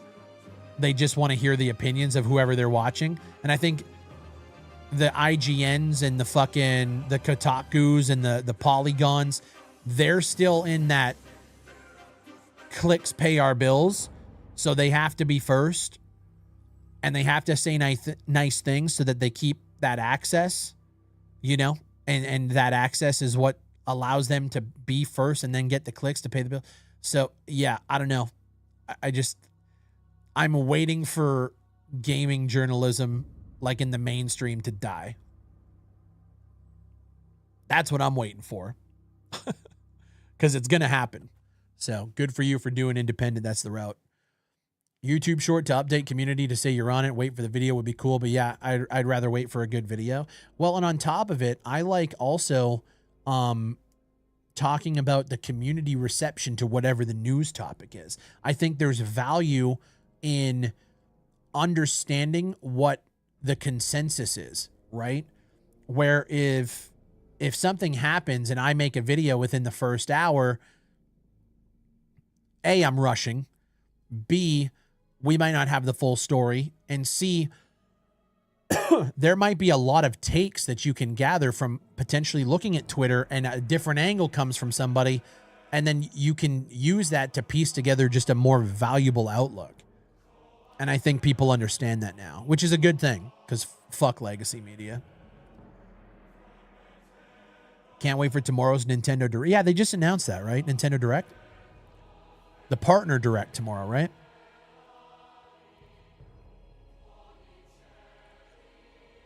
The only reason I disagree with this take is a lot of independent creators are just legacy media at the end of the day. They copy and paste the same thing with a different logo. Not wrong. It helps to wait 3 days to get more of a story.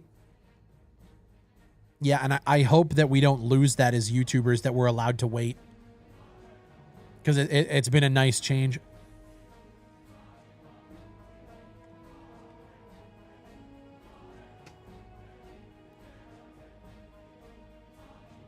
It really sucks not seeing your game on the mainstream websites, IGN, GameSpot. People need to know about it. You know what's crazy? I reached out to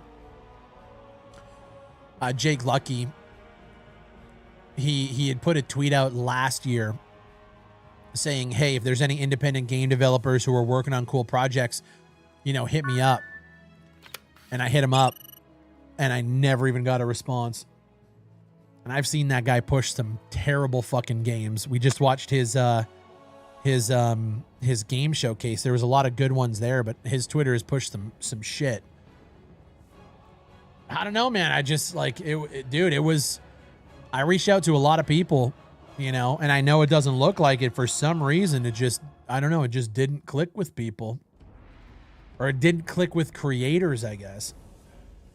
And the one thing that was really funny was pretty much every creator who did cover the game, it was from the angle of, this YouTuber is putting his whole career on the line. Big Fry likes to criticize other games, but will his game be good? That was always the angle. Yo, Mac, appreciate the 3 months, dude. Welcome back. Good to see you. He was looking for stuff to arbitrarily avoid. Yeah. Yeah. I don't know. Marketing's weird. I also know there's it's weird because in the shooter space, there's not a lot going on. You know, so it's kind of hard to be like, no, dude, yeah, I just got so many different topics to talk about. No, the fuck you don't. I'm in the same space as you are. I still find it it's weird, people who get mad at you for your opinions on a game. Yeah, the people who get mad about my opinions on games are people that have absolutely nothing. And I don't want to make this sound like an insult, but I guess it is. You have nothing else going on in your life. If you are, if a part of your day gets you actually upset about somebody else's opinion online, especially when you have no stake in the game. Right? It's super weird when you can visibly see yourself fighting the current. Yeah, Frosty. Well, especially, dude, like, from my perspective, I know what guys are talking about in content. You know? I see it. because I'm in that space. So the radio silence from a lot of creators made me go, huh, okay, I get it. Sure. All right. We'll see. I don't always agree with your takes, but at the same time, we do have different tastes. Well, and that's it too, man. Like, disagreeing with takes and stuff is fine. I get called negative all the time. You know what's funny? How many people will go and like harass streamers for playing games they don't like? You know, you jump in to talk shit about a video game that somebody's playing, and it's like there's so much toxicity in the gaming space, and I get called toxic and I'm a part of it, but brother, man, I feel like I'm very fucking reserved. If I don't like something that you did or whatever, I'll make a video and move on. Unless it's a situation that's ongoing, like a la Ashes of Creation or whatever. But like, you don't see me going to people playing Highguard and like sitting in their chat talking shit, right? I don't care. I simply had an opinion. I made the video and I moved the fuck on about it. I'll talk shit in tweets. That's different. I'm failing to see why Road to Vostok is so hyped. The demo was janky, to say the very least. The demo was literally a dev environment, but that game is, and I mean, I'll be honest, I don't know what you see janky there. Road to Vostok, I mean, it's an indie game for sure. It's being made by a single guy who was in the military. And it's just it's an impressive game. It's an impressive solo developed project. Hard to be positive when all of our favorite IPs are now just storefronts for cosmetics that are only good for a year. Man, I disagree with you, dude. I do. I know why you feel that way, and I get it. I get it. There are so many good games out there. And of course, yeah, we like to talk shit about the bad ones. That's fun.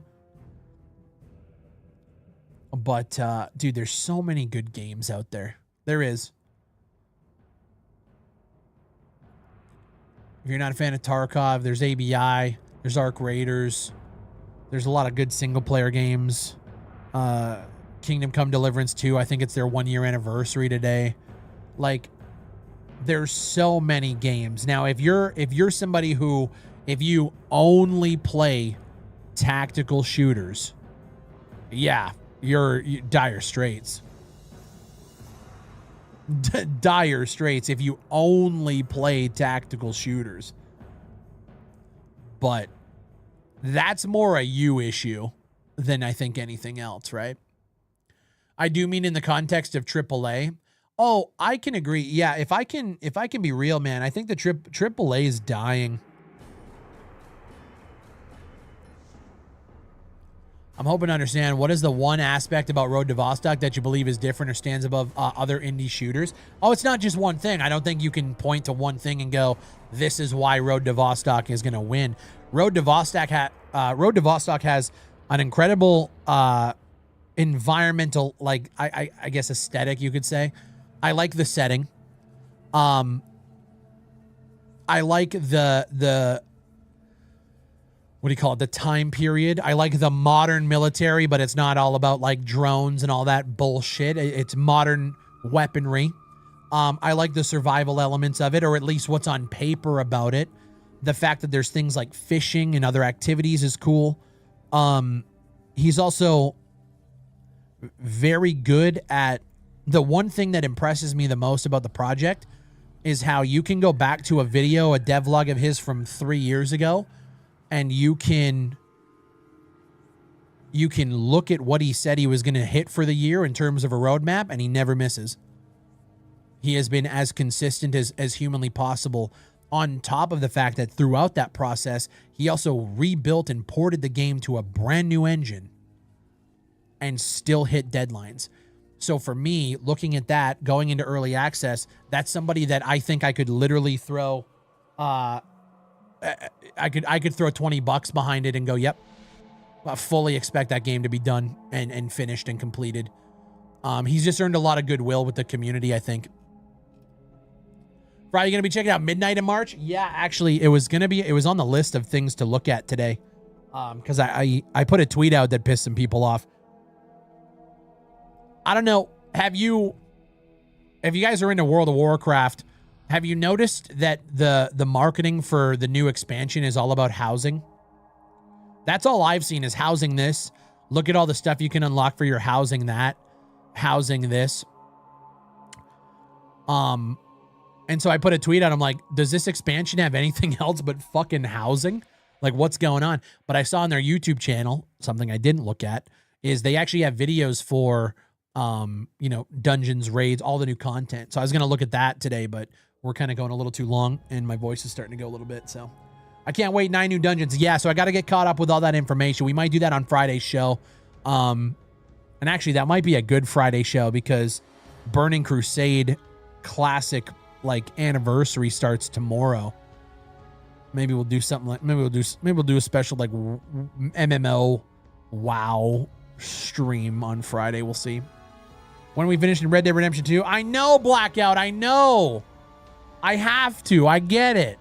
I know. I will finish it. Jesus Christ. This happens every time I do something. So here's what's going to happen.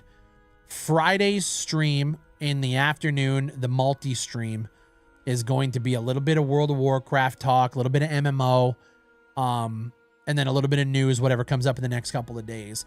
And then Friday night, we're going to be doing PUBG Blind Spot because that also launches tomorrow. And I want to play it, but I just don't have a lot of time to with everything else going on and other games that I'm playing. So I'm putting Friday night Twitch-only live stream. We're going to try PUBG Blind Spot, maybe a little bit of Deadlock. And if I don't have a crew for that stream, that'll most likely be Red Dead Redemption. And then next week's stream will most likely be Red Dead Redemption. I'm almost done. I'm in the final chapter. We will finish it.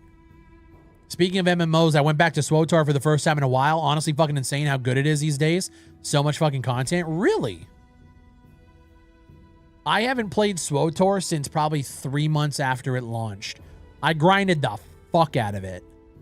And then we found out there was no end game, and it died instantly for me. I do actually enjoy the housing in it. Oh, the housing's awesome. We did the early access. I looked around. I liked the housing, but I was like, is there anything else coming? Like what that all they're talking about in all the marketing is how cool housing is. So yeah, I want to get caught up with everything that's going on. And the Midnight pre-patch is out too. And I haven't tried that yet. So yeah, I gotta figure out how to bring World of Warcraft into the mix a little bit. Soapy Enigma becoming a member on YouTube. Appreciate you, man. PUBG Blind Spot is fucking disgusting. They should be ashamed for what they have done. Wait, why? Are you Horde or Alliance? Brother, Alliance all the way, baby. We wanted housing 20 years ago. For me, I think about WildStar. WildStar had housing when it came out. It's ahead of the fucking game, dude. Wait, why do you hate PUBG Blind Spot? I don't know why it's called PUBG Blind Spot. It has nothing to do with PUBG. But I played a demo of it a few months back, and it's really fun. It was early, but that's why I think they're going to early access. Ever since Brendan Green left, they bastardized PUBG. Fuck them. Melfurf, you're fucked in the head.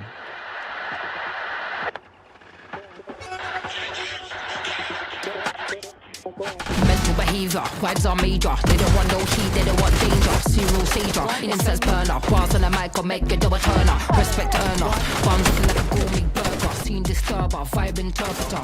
Energy reader, look how we're working up. Loaded, locked and ready. So it's essentially top-down Rainbow Six. What identity did PUBG really have other than being a battle royale? Yeah, I mean, PUBG was cool, you know. They ruined PUBG for me. It used to be my main. PUBG used to be my main when there was no other alternative to PUBG. PUBG came out and killed H1, and I actually thought H1Z1 was the better battle royale. As much as I actually hated King of the Kill because King of the Kill came out and killed the survival portion of H1Z1. But PUBG, when it first came out, was ass. But I had so much fun with it because there was really nothing else on the market at that time. Fortnite, I think, was just transitioning into like proper battle royale then, right?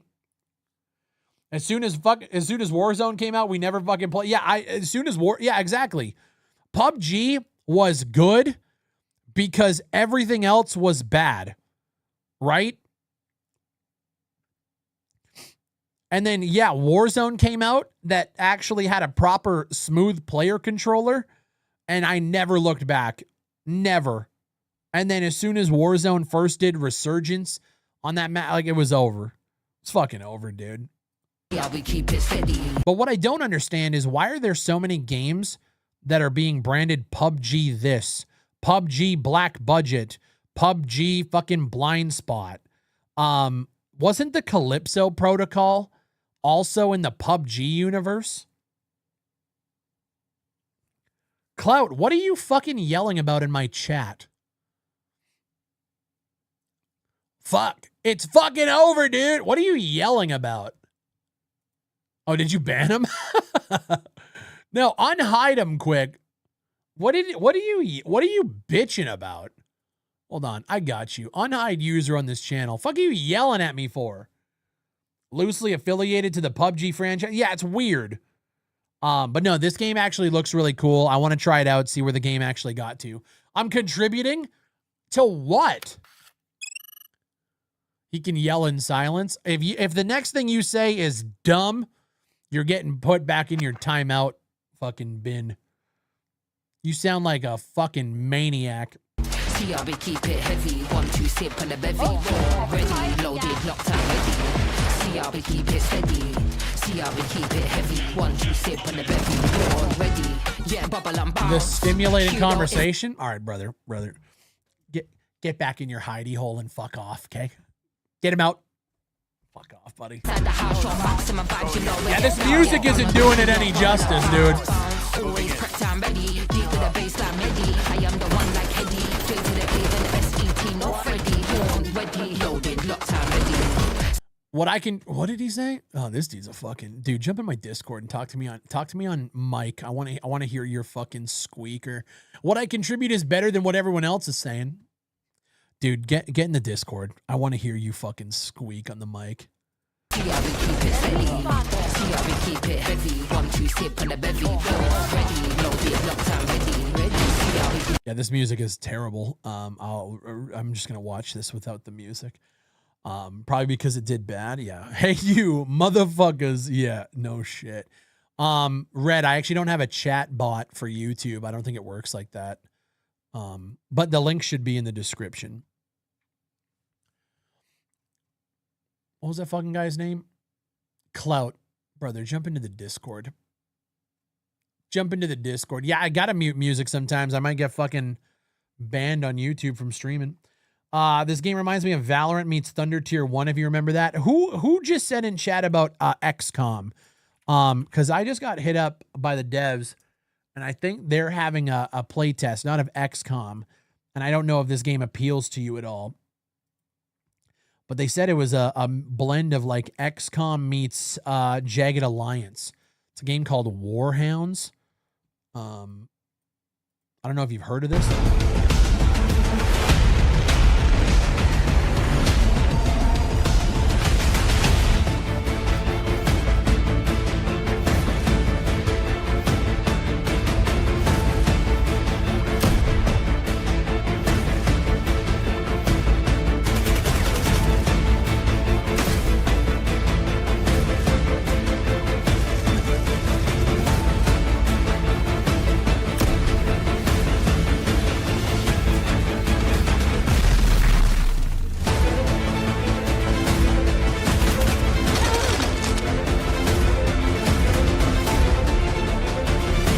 Looks rough. It does look rough.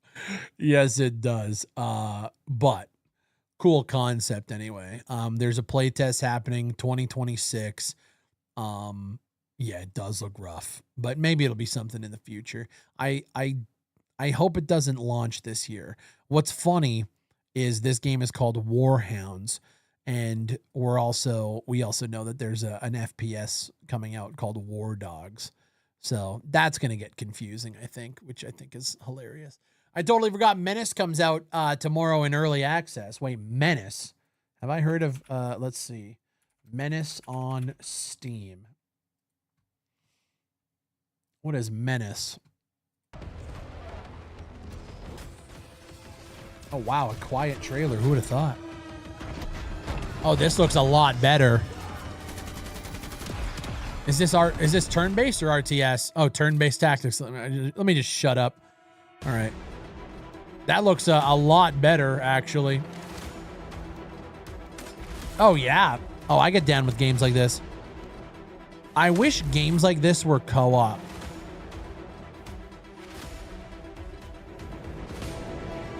Oh, yeah, this looks way better. And this comes out tomorrow? Eyes on.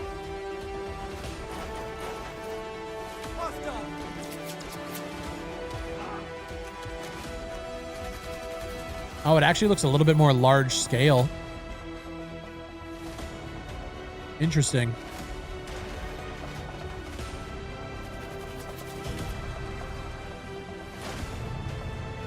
Very clean, very cool.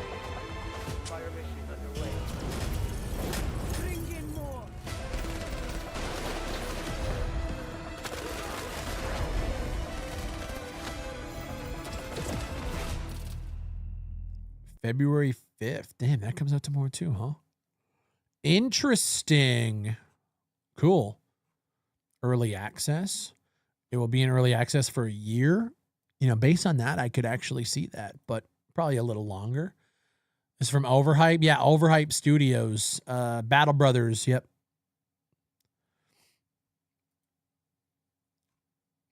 Very cool. I never even heard of Battle Brothers, to be honest. That's awesome. Cool, cool, cool. All right, guys.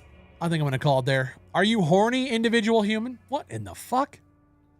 Yeah. Yeah, no, it's time to get the fuck out of here. Chat's starting to get a little bit antsy. All right. Guys, I'll be back on Friday. So here's the schedule for the next few days. Yeah, chat's acting weird. Schedule for the next few days. Patreon members are going to be getting our podcast tomorrow. Tomorrow on the main channel, I'm also going to be dropping a video that I can't talk about yet because of embargoes and stuff. So keep an eye out around this time, maybe a little earlier. There's going to be a banger dropping tomorrow that I'm super pumped about. And then podcasts will be coming out publicly for everybody on Friday. All right. All right. Y'all have a good rest of your day, man. All the socials are down below. Get connected. Lock in. Join the Discord. Next week, we're going to be opening up, talking about more about the new Dev Jam that we got planned. We're having a meeting tonight with all the moderators to kind of go through our final preparations for it. We're going to be talking more about that next week. So we got a lot of shit going on. So stay tuned. All right. Have a good day, guys. Bye-bye.